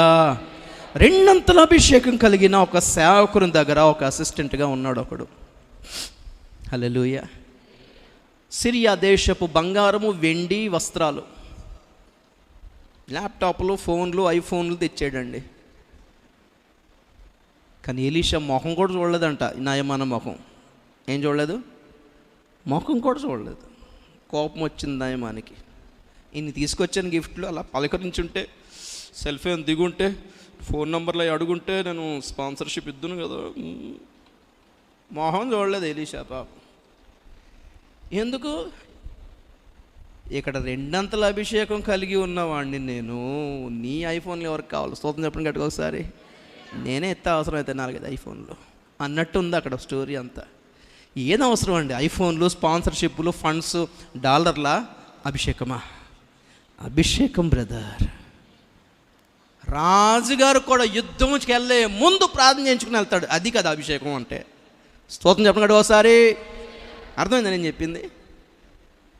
దేశంలో ఏ పని చెయ్యాలన్నా, ఏది చేయొద్దన్నా రాజుగారి దగ్గర నుంచి ఫోన్ వస్తుంది, అయ్యా ప్రార్థన చేయండి, కొంచెం ఈ పని చేద్దాం అనుకుంటున్నానంటే, ఇప్పుడు వద్దులేండి తర్వాత చేద్దురు అంటే వినేటోళ్ళు. రాజులు కూడా వినేవాళ్ళు. హల్లెలూయా. ఎలీషాయే కాదు, ఎలీషా చేతి కర్రాల్లో కూడా అభిషేకం ఉండేదంట. అభిషేకం సంపాదిద్దాం బ్రదర్. డబ్బులు ఎవరికి కావాలి? దేవుని స్తోత్రం చెప్పండి గట్టిగా ఒకసారి. హల్లెలూయా. దేనికి డబ్బులు? అభిషేకం ఉంటే అన్నీ వచ్చేస్తాయి టైంకి. లేదు, ఒకరి మనసులో ఏముంది? డబ్బులు ఉంది. అది కూడా సేవకునికి తెలియకుండా లావాదేవీలు చేసుకున్నాడు వెళ్ళి. సేవకునికి తెలియకుండా జరిగించే కార్యకలాపాల వలన కుష్ఠరోగాలు వస్తాయి బ్రదర్ సిస్టర్. రహస్య కార్యకలాపాలు, రహస్య మంతనాలు అంటారు చూసారా, మంతనాలు. మనం చూసుకుందాం, ఆయనకి చెప్పొద్దులే, మనం చూసుకుందాం, ఆయన చెప్పొద్దు, ఇక్కడ పంపించండి ఆయన, నేను మాట్లాడతాను, నేను సర్దుకుంటాను. ఎందుకు ఈ మేనేజింగ్ పరిస్థితులన్నీ, ఎందుకు ఆ మేనేజ్మెంట్? గెహాజీ ఒక 4 రోజులు ఆగుంటే పాపం ఎలీషా గారు చనిపోయేటప్పుడు ఏం చేసేవాడు, మరలా 2 చేతులు గెహాజీ మీద పెడితే 2 అంతల ఆత్మ కాస్త ఏమయ్యేది, 4 అంతలు అయ్యేది కదా. గెహాజీ చేసిన అద్భుతాలు అని ఒక 8 పేజీలు రాసి పెట్టేవాడు పరిశుద్ధాత్ముడు. హల్లెలూయా. ఇటువంటి నయమాన్లు రోజుకి 100 మంది వద్దురండి కాళ్ళ దగ్గర. అభిషేకం సంపాదించాల్సిన సమయంలో డబ్బుల సంపాదన బిజీలో ఉన్నారా? రహస్య మంతనాలు జరుపుతారు. అయ్యగారు నడితే ఆయన ఒప్పుకోరు, మనమని చూద్దాం. పిల్లలు పెళ్ళిళ్ళు ఎలా సెట్ చేస్తారు చాలామంది, వ్యాపార లావాదేవీలు అలా చేసుకుంటారు. మనం చూసుకున్న అయ్యగారికి చెప్పొద్దులే, మన ఆయన తిడతాడు. ఎందుకు అలాగ వద్దు? మీకు క్షేమం కాదా? సేవకులు ఇచ్చే పరామర్శ మీకు క్షేమం గురించే కదా, మీ శ్రేయస్సు కోసం కాదా? ఒక మాట అడగరా? ఒక మాట అడిగి ప్రార్థన చేయించుకోరా? ఒక సలహా, ఒక సూచన, ఒక పరామర్శ, ఒక నిర్ణయం తీసుకునే ముందు, ఒక కార్యాన్ని స్థిరపరచుకునే ముందు సేవకుని అడిగి చేయడం నేర్చుకోండి. అది వివాహ బంధమైనా, వ్యాపారమైనా, డబ్బులకు సంబంధించిందైనా, స్కీములైనా, లేకపోతే ఆ స్కీములన్నీ స్కాములు అవుతాయి. జాగ్రత్త. స్తోత్రం చెప్తాం గట్టిగా ఒకసారి, గట్టిగా హల్లెలూయా. ఆ పేరంటలన్నీ పెడాకులు అయిపోతాయి. జాగ్రత్త. అయ్యా మీరు చెప్పకుండా చేసినామయ్యా అని తర్వాత మళ్ళీ ఏడవాలి. వద్దు. రహస్య మంతనాలు జరపకండి. దేవుణ్ణి నమ్ముకున్న తర్వాత వ్యక్తిగతం ఏముండదు తెలుసా మీకు ఆ సంగతి? వ్యక్తిగతం ఇప్పుడు అన్ని జనులు గుళ్ళకి వెళ్ళి మొక్కుకుంటారు. వాళ్ళు ఎవరిని పెళ్లి చేసుకుంటే ఏంటి, వాళ్ళు తాగితే ఏంటి, వాళ్ళు ఏ వ్యాపారం చేస్తే ఏంటి, దేవతలు అడుగుతాయా? అడగవు. అది వాళ్ళ వ్యక్తిగతం. వాళ్ళు ఏమంటారంటే అది మా పర్సనల్ బిజినెస్ అండి, మీకేంటి, మీ గుడికి వచ్చి దండం పెట్టి మేము హుండీలు అంతా వేసినామా లేదా అంతే. అవి అలాగే ఉంటాయి, వీళ్ళు అలాగే ఉంటారు భక్తులు. కానీ క్రైస్తవ జీవితం అలా కాదు. మన జీవితంలో అణువున దేవుడు ఉంటాడు పిల్లారా. దేవుడు ఉండాలంతే. దేవునికి స్తోత్రం చెప్పడం కూడా ఒకసారి. ఇల్లు కట్టుకునే కాడ దేవుడు ఉండాలి, వ్యాపారం చేసే కాడ దేవుడు ఉండాలి, పొలం దున్ని కూడా కాడ దేవుడు ఉండాలి, పిల్లల్ని చదివించే దగ్గర దేవుడు ఉండాలి, పిల్లలకి పెళ్లి చేసే దగ్గర దేవుడు ఉండాలి. There is no personal in the Lord. ప్రతి చోట, ప్రతి అణువున యేసు ఉండాలి అక్కడ. స్తోత్రం చెప్పండి గట్టి ఒకసారి. నాకు ఆ మాట ఎంత ఇష్టం తెలుసా? యేసును ఆయన శిష్యులను ఆ వివాహమునకు పిలువబడిరి. కానా విందులో మంచి మాట ఉంటుంది. అది పెళ్ళికి కూడా ఎవరిని పిలిచారంట? యేసును ఆయన శిష్యులు కూడా వెళ్ళారంట. అందుకే అద్భుతం జరిగింది అక్కడ. లేకపోతే పిల్లవని పేరంట ఆయన ఎందుకు వెళ్తాడు? దేవుని స్తోత్రం చెప్పండి కూడా ఒకసారి. మనం వెళ్ళిపోతాం కానీ ఆయన రాడు. దేవుణ్ణి పిలవాలి, సేవకుని కూడా పిలవాలి. అప్పుడు ఆ వివాహంలో ఏ ఒడిదొడుకులు వచ్చినా ఎవరు చూసుకుంటారు? యేసయ్య చూసుకుంటాడు. ఎంత మంచి యేసయ్య. హల్లెలూయా. ఎందుకు వచ్చింది గెహాజీ కుష్ఠరోగం? రహస్య మంతనాలు, రహస్య లావాదేవీలు. సేవకుడు వద్దనుకుంటా మనం నువ్వెందుకు చేయాలి నాయనా? ఎవరో వదిలేసుకున్న కుష్ఠరోగం నువ్వెందుకు పట్టుకోవాలి నాయనా? ఎవరో వదిలేసిందా? మనమే. సేవకుడు ఏది వదిలేసి వచ్చాడో అదే సంపాదించుకొని ఏమి సాక్ష్యం సంపాదిస్తామని చెప్పండి ఒకసారి. ఈ గెహాజీ కంటే నయమాన్ ఇంట్లో పనిచేసే చిన్న పాపను చూసారా, ఆమె చాలా బెటర్. నయ్యా పైసా ఆశించకుండా ఏం చెప్పింది? మంచి సువార్త చేసింది. అయ్యా మా ఊరికి వెళ్తే మా పాస్టర్ గారు ప్రార్థన చేస్తాడని చెప్పింది. దేవునికి స్తోత్రం చెప్పండి గట్టిగా ఒకసారి, గట్టిగా హల్లెలూయా. నయమాను బెటర్ అండి. అయ్యా ఈ దేశపు మట్టి తీసుకెళ్తాను మా ఊరికి, ఎందుకంటే మీ దేవుడు గొప్పడని అర్థమైపోయింది. మరి మా ఊరు సిరియా దేశం వెళ్ళిన తర్వాత మా రాజుగారితో గుళ్ళకి వెళ్ళి దండం పెట్టుకోవాలన్నప్పుడు ఆ దేవుడికి దండం పెట్టే మనసు నాకు లేదు. కాబట్టి ఈ దేశపు మట్టి తీసుకెళ్తే నాకు మీ దేవుడే గుర్తుండేలాగా ఆయన దండం పెట్టుకుంటాను, తీసుకెళ్ళొచ్చా అని అడిగితే తీసుకెళ్ళు బాబు అన్నాడు. వావ్! ఆ నయమాను దాసుడు బెటర్ అండి. నయమానికి కోపం వచ్చి గర్వంతో విర్రవీగి నేను వెళ్ళి మునగడం ఏంటండి, ఈ నదులు మాకు నదులు లేవా, గంగ లేదా, గోదావరి లేదా, యమున లేదా, కృష్ణ పుష్కరాలు లేవా, గోదావరి పుష్కరాలు లేవా, మేము మునగపోదుమా అంటే దాసుడు అంటాడు, అయ్యా ఆ పెద్ద మనిషి ఏమడిగాడు నిన్ను? సప్త సముద్రాలు దాటి సప్త పర్వతాలు ఎక్కి అదో గుహలో ఒక బంగారపు వజ్రం ఉంటుంది, దాన్ని ముట్టుకుంటే నీకు స్వస్థత కలుగును అని వీర పరాక్రమ కార్యాలేదని చేయమంటే చేయకపోదు అంటే చేస్తాం కదా. ఏమడిగాడు? అంతేం అడగలేదు. బాప్తిజం తీసుకోమన్నాడు, అది మాత్రం చేయలేవంటే చేయొచ్చు. అయితే చిన్న దాసుడు చెప్పిన మాటలు లోబడ్డాడు. స్తోత్రం చెప్పండి కూడా ఒకసారి గట్టిగా, హల్లెలూయా. లోబడండి, చిన్నోడు చెప్పినా లోబడండి.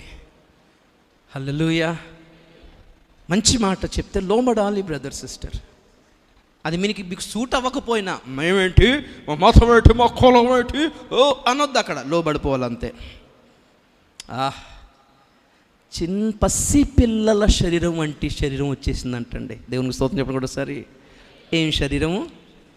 జాన్సన్స్ బేబీ పౌడర్ రాసుకోవాలని అర్థం, అంతే. ఇక హల్లెలూయా. లేకపోతే అంత పెద్ద మనిషికి ఆ స్కిన్ రావడం ఏంటి? నువ్వు లోబడితే పసిపిల్లల మనసు దేవుడిస్తాడు నీకు. గట్టిగా హల్లెలూయా. నిర్మలమైన మనస్సు, దీనత్వం కలిగిన మనస్సు, తగ్గించుకునే మనస్సు, లోబడే మనస్సు. పిల్లల మనసు అంతే కదా, కూర్చోమంటే కూర్చుంటారు, నిలబడతారు, రమ్మంటే వస్తారు, వెళ్ళిపోమంటే వెళ్ళిపోతారు. కోపం పెట్టుకోరు, పగ పెట్టుకోరు, ద్వేషం పెట్టుకోరు, గర్వించరు, అసూయ పడరు. ఇప్పుడు తిట్టినా ఇప్పుడు పిలిచినా వచ్చేస్తారు వాళ్ళు. మంచి మనసు పిల్లలది. హల్లెలూయా. స్కిన్ అంత పసిపిల్లల లాంటి శరీరం వచ్చేసిందంట నయమానికి. పసిపిల్లల శరీరం ఏంటి, మనసు కూడా అలాంటిదే వచ్చేసింది. కొంచెం ఓపిక పట్టకపోతే గెహాజీ సైన్యం అంతా ఎంతమంది అసిస్టెంట్లు ఉన్నారో, కుటుంబానికి కుష్ఠరోగం తెచ్చుకున్నాడు రహస్య మంత్రాలు చేయడం వల్ల. వద్దు, కుటుంబం శాపం తెచ్చేసుకుంటుంది బ్రదర్ సిస్టర్. అటువంటి పరిస్థితుల్లో మీరు కనుక నేను కనుక ఉంటే శుద్ధీకరించుకొందుముగాక. హల్లెలూయా. రాజుల గ్రంథం దినవృత్తాంతముల గ్రంథము 2వ గ్రంథం 26వ అధ్యాయము 19వ వచనం చదువుదాం. ఉజ్జియా దూపము వేయుటకు దూపార్తిని చేత పట్టుకొని రౌద్రుడై యాజకుల మీద కోపము చూపెను. యెహోవా మందిరంలో ధూపపీఠము ప్రక్కన అతడు ఉండగా యాజకులు చూచుచునే ఉన్నప్పుడు అతని నొసట కుష్ఠరోగము పుట్టెను. చాలు, స్తోత్రం చెప్తాం గట్టిగా ఒకసారి. రాజైన ఉజ్జియా చాలా విధేయత గలవాడై ఎదిగాడు, కానీ ముగింపు దీవెనకరంగా లేదు. చూడాలి నా వైపు. ప్రారంభం చాలా బాగానే ఉంటామండి, స్టార్టింగ్ బాగుంటుంది చాలామంది జీవితాల్లో. మీరు అధ్యాయం తర్వాత చదువుకోండి. చాలా దేవునికి నమ్మకంగానే మొదలుపెట్టాడు, దేవుడు దీవించాడు, ఐశ్వర్యం ఇచ్చాడు, గొప్పతనం ఇచ్చాడు, స్థిరపడ్డాడు. స్థిరపడిన తర్వాత గర్వించాడంట. చదువుతారా మాట? ఎంత? 11 26 11. వారు రాజైన 16 అండి, 26 16. అయితే అతడు స్థిరపడిన తర్వాత అతడు మనస్సున గర్వించి చెడిపోయెను. అతడు ధూపపీఠము మీద ధూపము వేయుటకై యెహోవా మందిరంలో ప్రవేశించి తన దేవుడైన యెహోవా మీద ద్రోహము చేయగా. చాలు. గర్వించే వాళ్ళే ద్రోహం చేస్తారు. ఎప్పుడు గర్విస్తారు? చాలామంది చూస్తున్నారు నా వైపు. ఎప్పుడు గర్విస్తారు? చూడాలి. స్తోత్రం చెప్పండి కూడా ఒకసారి. ఏమి లేకమని పని మేము కనిపెడతాం. పాస్టర్ గారు రావాలి, ప్రార్థన చేయాలి, అయ్యా ప్రభువా మీ దాసుని పంపిన ఆయన మనసులో అప్రేరేపణి ప్రభువా, అది ప్రభువా, ఇది ప్రభువా అంటాం. అన్నీ అయిపోయిన తర్వాత గర్వం వస్తుంది. గర్వం వచ్చిన తర్వాత ఏమంటాం? ఈ మధ్య మనం పట్టించుకోవట్లేదు అని మాటతో మొదలవుతుంది. రావట్లేదు, మమ్మల్ని చూడట్లేదు. సేవకుడు రావాలంటే ప్రార్థన చేసుకోవాలండి. స్తోత్రం చెప్పడం గట్టిగా ఒకసారి, ప్రభువా మీ దాసుడిని పంపించిన ఆయన అని. చాలామంది గర్వించి స్థిరపడిన తర్వాత గర్వించారు. ఇది చాలా ప్రమాదం. డబ్బులు లేకముందు ఒకలాగా ఉంటాం, ఆరోగ్యం బాగోలేనప్పుడు ఒకలాగా ఉంటాం, రోగంతో ఉన్నప్పుడు ఒకలాగా ఉంటాం, అప్పులతో ఉన్నప్పుడు ఒకలాగా ఉంటాం, ఉద్యోగం లేనప్పుడు ఒకలాగా ఉంటాం, పెళ్ళిళ్ళు కానప్పుడు ఒకలాగా ఉంటాం, పిల్లలు పుట్టకముందు ఒకలాగా ఉంటాం. ప్రార్థన చేస్తాం, సంఘం అంతా ప్రార్థన చేస్తుంది, సేవకుడు ప్రార్థన చేస్తాడు, తర్వాత ఉద్యోగం వస్తుంది, పెళ్ళి అవుద్ది, పిల్లలు పుడతారు, డబ్బులు వస్తాయి, ఆరోగ్యం వస్తుంది, తర్వాత సంఘం లేదు, సహవాసం లేదు, ప్రార్థన లేదు, ఏం లేవు. అరే రావట్లేదు ఏంటి అయ్యగారు ఏంటి ఫోన్ చేసి అడిగితే పనులు ఉన్నామండి, కొంచెం చూస్తున్నాను కదా, చాలా పనులు ఎక్కువైపోయినాయి, బిజీ ఎక్కువైపోయింది. స్థిరపడిన తర్వాత దేవునికి దూరం అయిపోతున్నారా? కొందరు అలాగైతే ఇంకా కొందరు ఈ రాజైన ఉజ్జయ లాంటి వాడు స్థిరపడిన తర్వాత గర్వించడమే కాకుండా ఏం చేశాడంట, తెగించి, ఆ మాట ఉంటుందా చూడండి ఒకసారి, ధూపము వేయుటకే, అది సౌలు చేస్తాడు ఆ పని, తెగిస్తాడు, సాహసించి. Praise the Lord. రైట్, చూడండి దేవునికి స్తోత్రం చెప్పండి ఒకసారి. రాజుగారి పని రాజుగారిది. ఒక మాటలో చెప్పాలంటే రాజుగారు ఎవరు అంటే యాజకుడి కంటే ఎక్కువే. హల్లెలూయా. ఆయన పని చాలా ఉంది. దేశం అంతా చూసుకోవాలి, దేశంలో నీతి న్యాయాలు చూసుకోవాలి, యుద్ధాలు జరిగించాలి, న్యాయ తీర్పు జరిగించాలి, చాలా బాధ్యతలు ఉన్నాయి.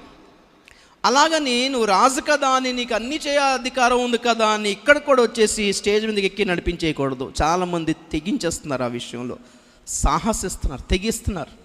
మనం చెప్పలేమా, మన వాక్యం చెప్పలేమా, మనం నడిపించలేమో, మనకు ఒక సేవకుడు కావాలా. నాకు ఒరిస్సాలో ఎక్కువ అలాంటోళ్ళు చాలామంది ఎంప్లాయీసే ఉద్యోగాలు చేస్తుంటారు, 4 వచనాలు చెప్పగలరు, విశ్వాసులకి ఆ బాధ్యత దేవుడు ఇచ్చాడు. సువార్త ప్రకటించగలరు, సాక్ష్యం చెప్పగలరు, ప్రార్థన చేయగలరు, చేతనైతే 4 వాక్యాలు కూడా చెప్పవచ్చు. అలాగ 4 వాక్యాలు చెప్పగలుగుతున్నారని పాస్టర్లు అయిపోకూడదు. మాకు అక్కర్లేదు, మనం కూర్చొని మనం నడిపించేసుకుందాం, ఇంట్లో సంఘం మనం నడిపించేసుకుందాం. మాకు ఒరిస్సాలో చాలా ఇలాంటి ఈ ఇంటి హోమ్ చర్చిలు ఎక్కువ. ఒక 4 కుటుంబాలు కలిసి ఒక చర్చ్ అనమాట, ఒక ఇంట్లో. ఆ 4 కుటుంబాల్లో కొంచెం వాక్యం తెలిసినోడు వాళ్ళకి పాస్టర్ అనమాట. వాళ్ళ కానుకలు వాళ్ళే ఎత్తి పట్టుకుంటుంటారు, వాళ్ళే ఉంచుకుంటుంటారు, అంతే. వాళ్ళందరూ డబ్బులు వేసుకొని ఒకసారేమో ఈ కార్పెట్ కొనుక్కున్నారు, బరకాలు కొనుక్కున్నారు. వాళ్ళందరూ గొడవపడి ఒక్కొక్క బరకం మొక్క కోసుకుని వెళ్ళిపోయారు, అందరూ కత్తిరించుకుని. ఇది నాది, ఇది నేను కూడా డబ్బులు ఇచ్చా, కచ్చ కోసు వెళ్ళిపో. వద్దు, సేవకుడిని కలిగి ఉండాలి, సేవకుని పని సేవకుడే చెయ్యాలి. స్తోత్రం చెప్పండి గట్టిగా ఒకసారి, గట్టిగా హల్లెలూయా. ప్రతిష్ఠితులైన యాజకులు చేయాల్సిన పని యాజకులు చేయాలి. అదే అంటారు ఆ యాజకుల, పాపం రాజా నీ పన్ను చూసుకో, మీ పనులు మేమన్నా ముందుకు వచ్చి ఏమైనా జోక్యం చేసుకున్నామా? లేదు కదా, ఎందుకయ్యా ఈ పని? ఎవరా మీరు నన్ను ఆపుకోవడానికి అని దూపం వేయడానికి చేయి సాపగానే నుదుటి మీద కుష్ఠరోగం వచ్చేసింది.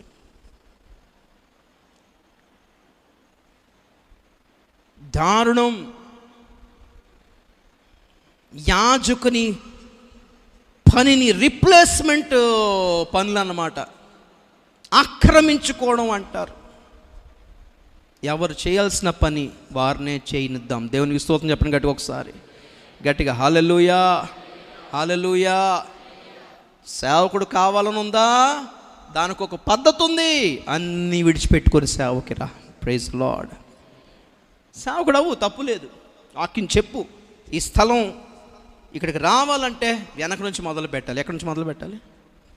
వెనక నుంచి మొదలు పెట్టాలి. వెనక నుంచి మళ్ళీ మధ్యలో నుంచి ముందు నుంచి ఇక్కడ నిలబడాలి, సాక్ష్యం చెప్పడానికి నిలబడాలి, ప్రార్థన చేయడానికి నిలబడాలి, పాటలు పాడడానికి నిలబడాలి. ఆ తర్వాత ఒక రోజున సేవకుడు అవుతావు. దేవునికి స్తోత్రం చెప్తాం గట్టిగా ఒకసారి, గట్టిగా హల్లెలూయా. సరే చూసారు, ప్రతి అంశం ప్రతి విషయంలో కూడా మనకి ఎవరు కనపడతారంటే దైవజనులకు వ్యతిరేకంగా ఉన్న వారందరి జీవితాల్లో కుష్ఠరోగం వచ్చింది, మనస్సాక్షి దెబ్బతిన్నది, పశ్చాత్తాపడడానికి ఆస్కారం లేదు. ఎందుకు అనంటే పశ్చాత్తాపముతో కూడిన గద్దింపుతో కూడిన వర్తమానం చెప్పగా వారి హృదయాలు గృత్సబడవు, గట్టిపడిపోయినాయి. అవి వాళ్ళు ఏడవరు, వాళ్ళు ఒప్పుకోరు, వాళ్ళు పశ్చాత్తాపడరు, వాళ్ళు దేవుని సన్నిధిలో అంగలార్చరు. ప్రియులారా, అలాగే అంగలార్చి పశ్చాత్తాపడి గుండెలు బాదుకొని ఏడవగలిగితే శుద్ధులైపోయినట్టే. దేవునికి స్తోత్రం కలుగును గాక. 2వ సమూయేలు గ్రంథం 3వ అధ్యాయం 29వ వచనం చదువుతాం. 2వ సమూయేలు గ్రంథం 3:29 ముగిస్తా, ఇంకా 2 ఉన్నాయి. ఈ దోషము యోవాబు మీదను అతని తండ్రికి పుట్టిన వారందరి మీదను మోపబడును గాక. యోవాబు ఇంటివారిలో స్రావము గలవాడైనను, కుష్ఠురోగి అయినను, కర్ర పట్టుకొని నడుచువాడైనను, ఖడ్గము చేత కూలువాడైనను, ఆహారము లేనివాడైనను ఉండకపోడుగాక అనెను. చాలు. ఎవరు యోవాబు? దావీదు యొక్క సైన్యాధిపతి. నా వైపు చూడండి, దేవునికి స్తోత్రం చెప్పండి ఒకసారి. అలాగే మొదటి రాజులు 2:5 కూడా చదవండి, కనెక్షన్ తెలిసిపోద్ది మీకు. దావీదు యొక్క సైన్యాధిపతి. అయితే సెరూయా కుమారుడైన యోవాబు నాకు చేసిన దానిని ఇశ్రాయేలు సేనాధిపతులకు నేరు కుమారుడైన అబ్నేరు, ఏతేరు కుమారుడైన అమాసాయాను వారిద్దరికీ అతడు చేసిన దాన్ని నీ వెరుగుదువు. అతడు వారిని చంపి యుద్ధ సమయమందైనట్లుగా సమాధాన కాలమందు రక్తము చిందించి దానిని తన నడికట్టు మీదను తన పాదరక్షల మీదను పడజేశాను. చాలు. యోవాబు సమాధాన కాలములో ఒక నిర్దోషిని చంపేస్తాడు, అబ్నేరుని చంపేస్తాడు. తన తమ్ముడిని చంపాడనే నెపంతో, కోపంతో అబ్నేర్ని యోవాబు చంపేస్తాడు. అది కూడా ఎప్పుడు అంటే ఏ గొడవ లేకముందే, ఏ గొడవ లేదు.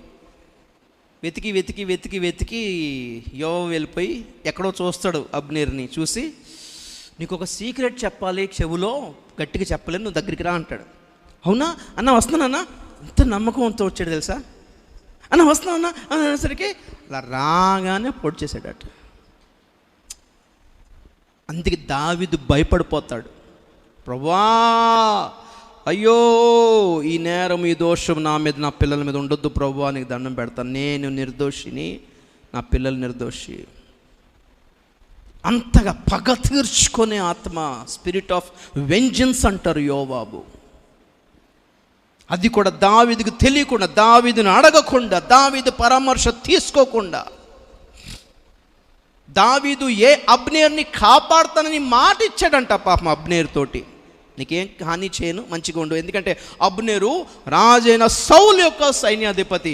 సౌలు చచ్చిపోయిన తర్వాత అబ్నేరు పాపం దావీదుని కలుసుకుంటాడు. అయ్యా మీతో ఉంటానయ్యా, మీకోసం పనిచేసి పెడతానంటే మంచిదన్నాడు దావీదు. ఎందుకంటే సౌలు సంబంధంగా ఉన్న వాళ్ళందరినీ దావీదు చంపేశాడు. అబ్నేరు పరిగెత్తుకొచ్చి, అయ్యా మీ కాలు దండం పెడతానయ్యా, నన్ను ఏం చేయకండి అయ్యా, మీరేం చెప్తే చేస్తానయ్యా అంటాడు. సరే, అప్పుడు దావీదు అంటాడు, సరే నేను చంపను, నేను జాగ్రత్తగా ఉండు అంటాడు.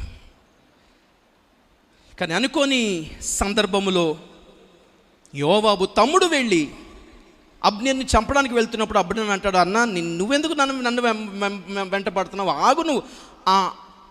ఆషాహేల్ అనే పేరు వ్యక్తి గలవాడు అన్నమాట యోవాబు తమ్ముడు. చాలా వేగంగా జింక పరిగెడతాడట పాపం. అదేదో యుద్ధంలో పాపం అబ్నేరు పరిగెడుతున్నాడు, వాని వెనకాల యోవాబు తమ్ముడు పరిగెడుతున్నాడు.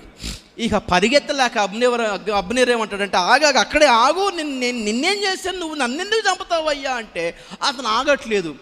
వెంటనే అబ్నేరు ఏం చేశాడంటే ఈట పట్టుకొని దాన్ని తిరగేసి అతను ఆపడానికి అలా పట్టుకుని ఉంటే ఆడు ఎంత స్పీడ్గా వచ్చాడంటే దీనికి గుచ్చుకుపోయాడు. అమ్మ నేను చంపలేదన్నా. అతను ఆపేనంతే.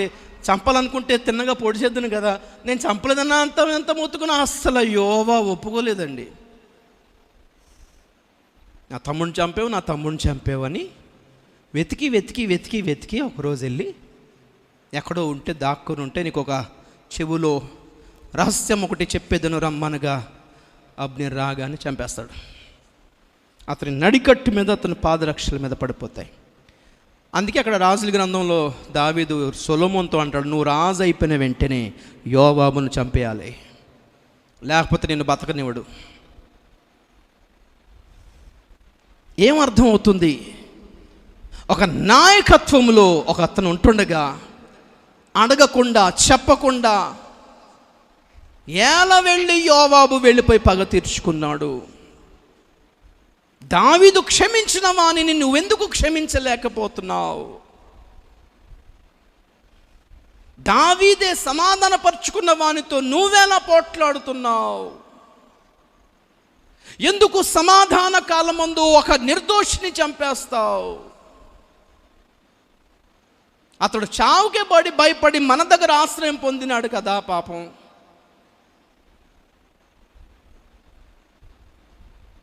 యోవాబు లాంటి స్పిరిట్ స్వభావం చాలా మందికి ఉంది. పగ తీర్చుకునే స్వభావాలు ఉన్నాయి. చెప్పా పెట్టకుండా ఎసరు పెడుతుంటారు కొంతమందికి. చెప్పా పెట్టకుండా కొందరి జీవితాల్ని కూలదోస్తుంటారు. అసూయతో, ద్వేషముతో, కక్షతో, పగతో. ఒకరు సక్సెస్ అవ్వకుండా ఆపుతూ ఉంటారు. చూస్తారు తెలుసా మీకు? ఒకరు పైకి రాకుండా ఆనందుకు పైకి వస్తాడు, లాగే కిందకి లాగే. ఎవరో పాట పాడుతుంటారు, కొంతమంది వైరు కదిపేస్తుంటారు వాళ్ళ పాట బాగా రాకూడదని. ఇటువంటి స్వభావం కొంతమందికి. అసూయ, ద్వేషము, పగ, కక్ష. సేవకునికి చెప్పకుండా పనులు. కుష్ఠరోగి అయి ఉంటాడు చచ్చే వరకు కూడా. ఉండకపోనుగాక అతని కుటుంబంలో కుష్ఠరోగంతో లేని వాడు ఉండకపోనుగాక అని శపించేశాడు దావీదు. ఇవన్నీ పాత నిబంధనలో చూసాం. కొత్త నిబంధనలో 2 చూపించి ముగించేస్తాం. మత్తయి సువార్త 8వ అధ్యాయం 4వ వచనం. మత్తయినా మార్కా చూడండి ఒకసారి.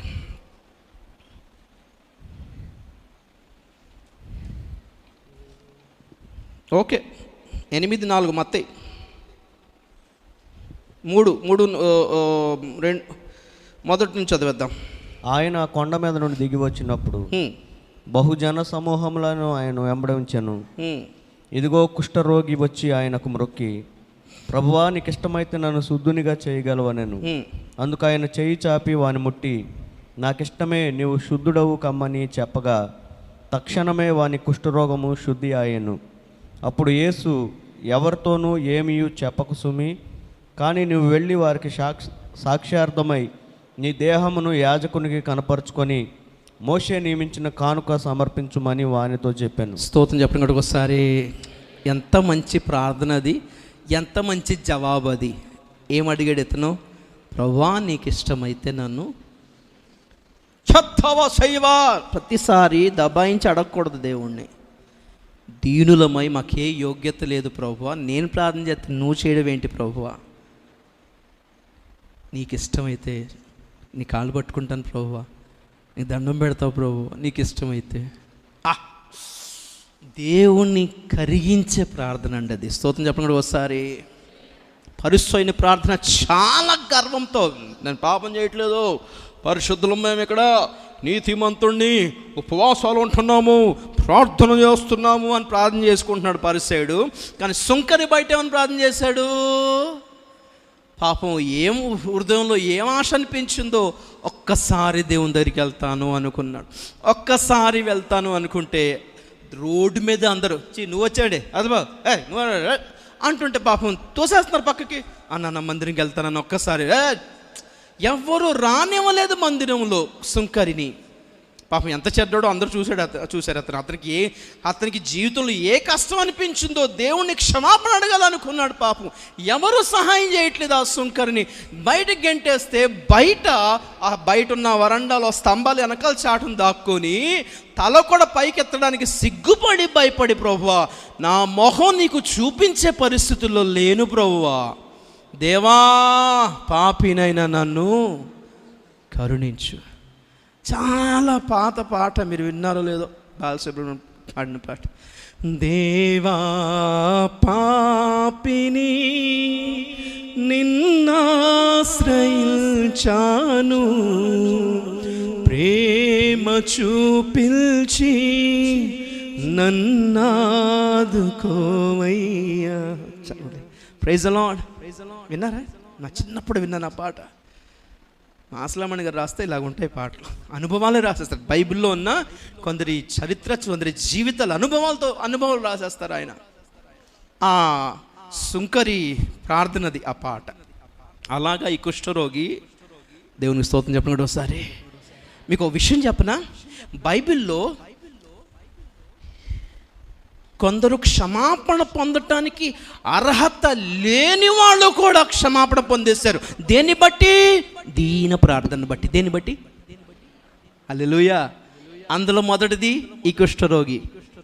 కుష్ఠరోగులు చెప్పిన కదా, శాపగ్రస్తులు, దేవుని సన్నిధి నుంచి వెలివేయబడిన వాళ్ళు.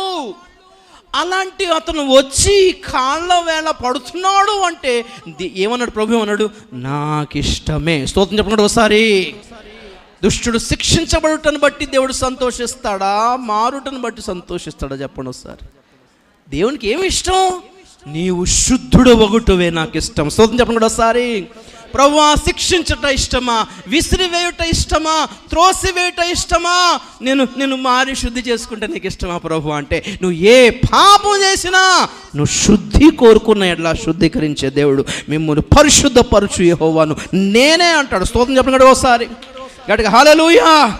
కుష్ఠరోగి ఒకటి దేవుని దగ్గరికి రాకూడదు. రెండోది పాపాత్మురాలైన స్త్రీ. ఆమె ఎంత వ్యభిచారం చేసి జీవితాన్ని పాడు చేసుకుందో ఎవరు కూడా దగ్గరికి రానివ్వట్లేదు. అలాంటి ఆమెను కూడా ప్రభు ప్రేమించి, ప్రభు క్షమించి, ప్రభు సమాధానం ఇచ్చి పంపించాడంటే అసాధ్యం సుసాధ్యమైందా లేదా ఇక్కడ? మూడోది సుంకరి కూడా. అసలు ఎవరు అలౌ చేయరు అలాంటి వాళ్ళని, కానీ సుంకరిని దేవుడు అంగీకరించాడు. తర్వాత రక్తస్రావం గల స్త్రీ.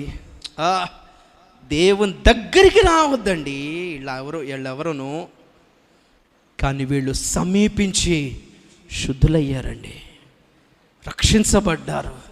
ఎలా? దీన ప్రార్థన. మీకు విషయం చెప్తున్నాను, సీక్రెట్ ఆఫ్ ప్రేయర్ ఏంటో తెలుసా? ప్రార్థన రహస్యం ఏంటో తెలుసా? దీన ప్రార్థనే. ప్రతిసారి దబాయించి అడగండి దేవుని గట్టిగా వద్దు. రోజు అడండి, కాళ్ళ మీద పడి బోరని ఏడవండి, ఏడ్చి కన్నీళ్ళు కార్చి ఆ బైబిల్ అంతా 4-5 పేజీలు కన్నీళ్ళతో తడిపేసి లేచి వెళ్ళిపోండి. మీరు ప్రార్థన కూడా చేయనక్కర్లేదు. ఆ కన్నీళ్ళు వెళ్ళిపోతాయి దేవుని దగ్గరికి, ఆ మూలుగులు వెళ్ళిపోతాయి దేవుని దగ్గరికి, ఆ నిట్టూరుపులు వెళ్ళిపోతాయి దేవుని దగ్గరికి. ఆ కన్నీళ్ళన్నీ ఆయన తన బుడ్డిలో, ఆయన తన సీసాలో దాచుకుంటాడు తెలుసా? దేవునికి స్తోత్రం చెప్పండి కంటే ఒకసారి. నాకు ఇష్టమే అని చెప్పి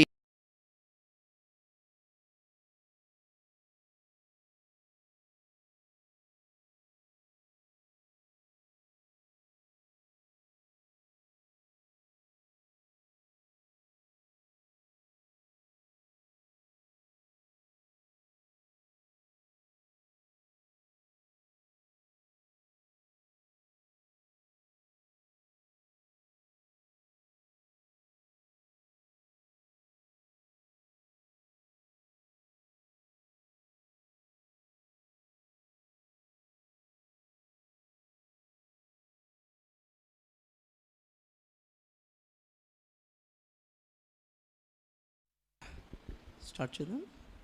ఓకే, దేవునికి స్తోత్రం. హల్లెలూయా.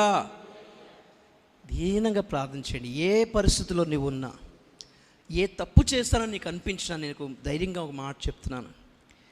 సేవకులంగా మాకు కోపం వచ్చే లేదు, వేస్ట్, వెళ్ళిపో, గెట్ అవుట్ అని చెప్పినా మీ దగ్గర ఒక ఆప్షన్ ఉంది, దేవుని దగ్గర ఉంది.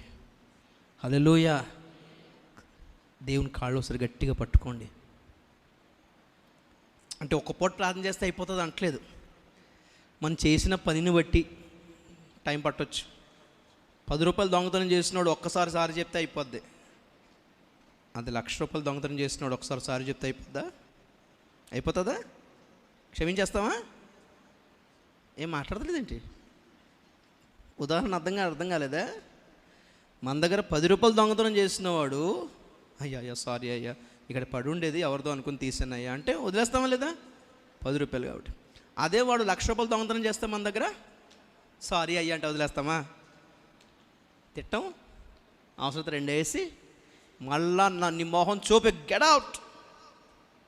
అమ్మాయి పెళ్లి కోసం పెట్టిన డబ్బులు తీసేస్తావా అని కోప్పడతాం. మనం సొంత కొడుకైనా కోప్పడి గెట్ అవుట్ అంటాం.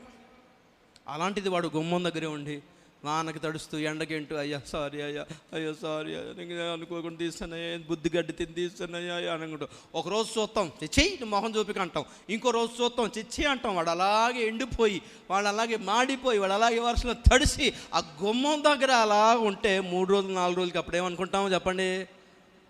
సరే ఇలా రోడ్డా జాగ్రత్త ఈసారి అంటామా లేదా?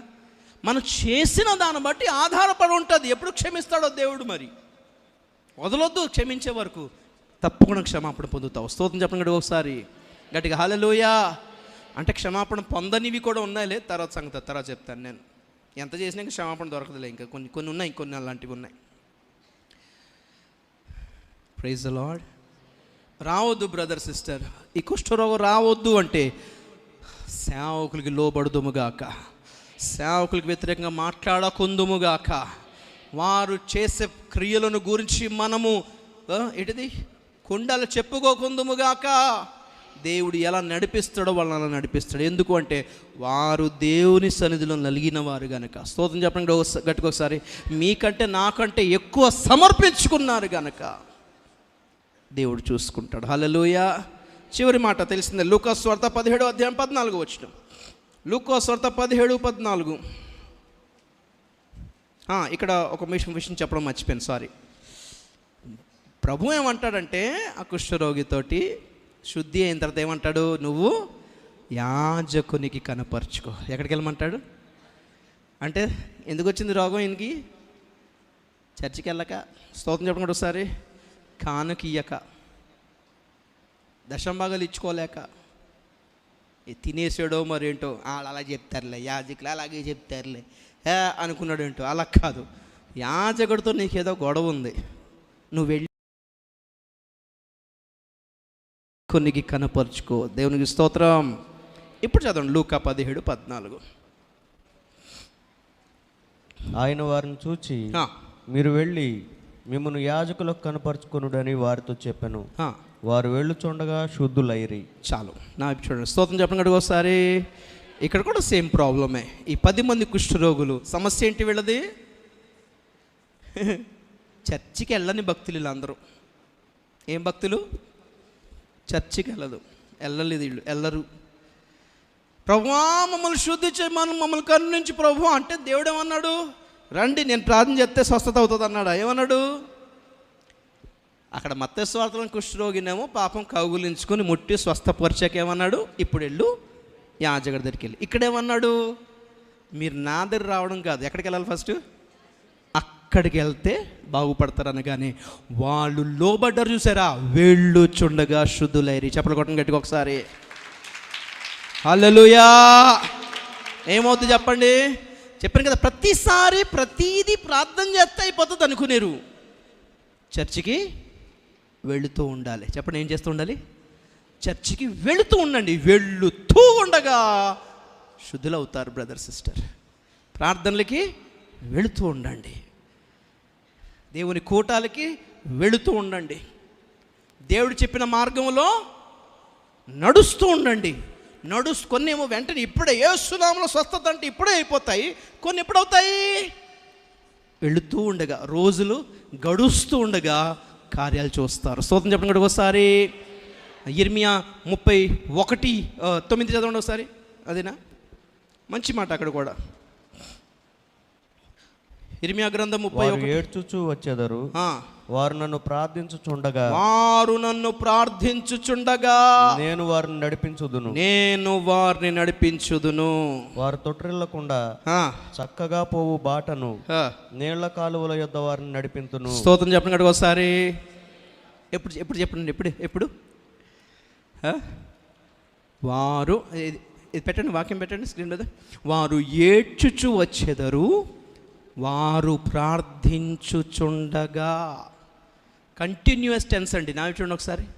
ఎప్పుడు? ప్రార్థన చేయగా కాదు. ప్రార్థన చేయగా అంటే ఒకసారి ప్రార్థన చేస్తే అయిపోయిందని అర్థం. ఇదేంటిది? ప్రార్థించుచుండగా. ప్రార్థన చేస్తూ ఉండండి, పట్టుదలతో చేస్తూ ఉండండి, విసుగక చేస్తూ ఉండండి, నిలకడగా చేస్తూ ఉండండి, నిత్యము ఎడతెగక చేస్తూ ఉండండి. ప్రార్థించుచుండగా నేను వారిని నడిపించుదును. స్తోత్రం చెప్పండి ఒకసారి. వారు వెళ్ళుచుండగా శుద్ధులైరి. కూటాలకి, ప్రార్థనలకి మీరు వెళ్ళుచుండగా జీవితంలో కార్యాలు చూస్తారు బ్రదర్. యాజకుని దగ్గరికి తరచుగా వచ్చుచూ పోవచ్చు ఉండండి. విభేదాలు పెట్టుకోకండి, కొండాలు చెప్పుకోకండి, రహస్య మంత్రాలు చేయకండి. ఏదైనా ప్రార్థన చేయించుకొని సలహా సూచనలు అడిగి చేద్దుముగాక. ఒక్కసారి మనందరం కళ్ళు మూసుకుందాం. శుద్ధీకరించుకోవాల్సిన అవసరం ఉందేమో మనలో ఎవరికైనా. ఒక్కసారి శుద్ధి చేసుకుందాం బ్రదర్, సిస్టర్. ఏ రోగమైనా యేసు నామములో పో అనగానే పోతాయి, కానీ కుష్ఠరోగం మాత్రం శుద్ధీకరించుకుంటే కానీ పోదు. శుద్ధీకరించుకుందుముగాక బ్రదర్, సిస్టర్. ప్రతిసారి కొన్ని సంఘాల్లో బల్లకు ముందు శుద్ధీకరణ కూటాలు ఉంటాయి. నిజమే, ప్రభు బలను సమీపించే ముందు శుద్ధీకరించుకోవాలి. దేవుని నుండి ఒక ఆశీర్వాదం సంపాదించే ముందు శుద్ధీకరించుకోవాలి. దేవుని దగ్గర మీ కోరికలు చెప్పుకునే ముందు శుద్ధీకరించుకోవాలి. దేని కొరకు మనం అపవిత్రమైపోతున్నాం తెలుసా? సేవకునికి విరోధముగా మాట్లాడితే అపవిత్రమైపోతాం. సేవకుని బాధ పెడితే మనం అపవిత్రమైపోతాం. సేవకుని ఏడిపిస్తే మనం అపవిత్రమైపోతాం. సేవను ఆటంకపరిస్తే అపవిత్రమైపోతాం. ప్రిల్లారా, ఆ పరిస్థితి మనకు వద్దు. ఆ పరిస్థితి వద్దు. తెలుసో తెలియక గనక మనం ఈ విషయంలో ఎక్కడన్నా తప్పిదము చేసి ఉంటే శుద్ధీకరించుకుందాం బ్రదర్, సిస్టర్. శుద్ధీకరించుకొని చూడండి, మీరు వెళ్ళుచుండగా శుద్ధులవుతారు. ఈ రాత్రి మీరు ఇంటికి వెళుతుండగా విడుదల పొందుతారు. ఇంటికి వెళుతుండగా దేవుడు కార్యాలు చేస్తాడు. ఎన్నాళ్ళగో ఎన్నో ప్రార్థన చేసిన పని జరగని కొన్ని పనులు అయిపోతాయి. ఒక్కసారి క్షమాపణ అడగండి. ఒక్కసారి తీర్మానం తీసుకోండి. ప్రభువా, నన్ను క్షమించు ప్రభువా, నన్ను క్షమించు ప్రభువా.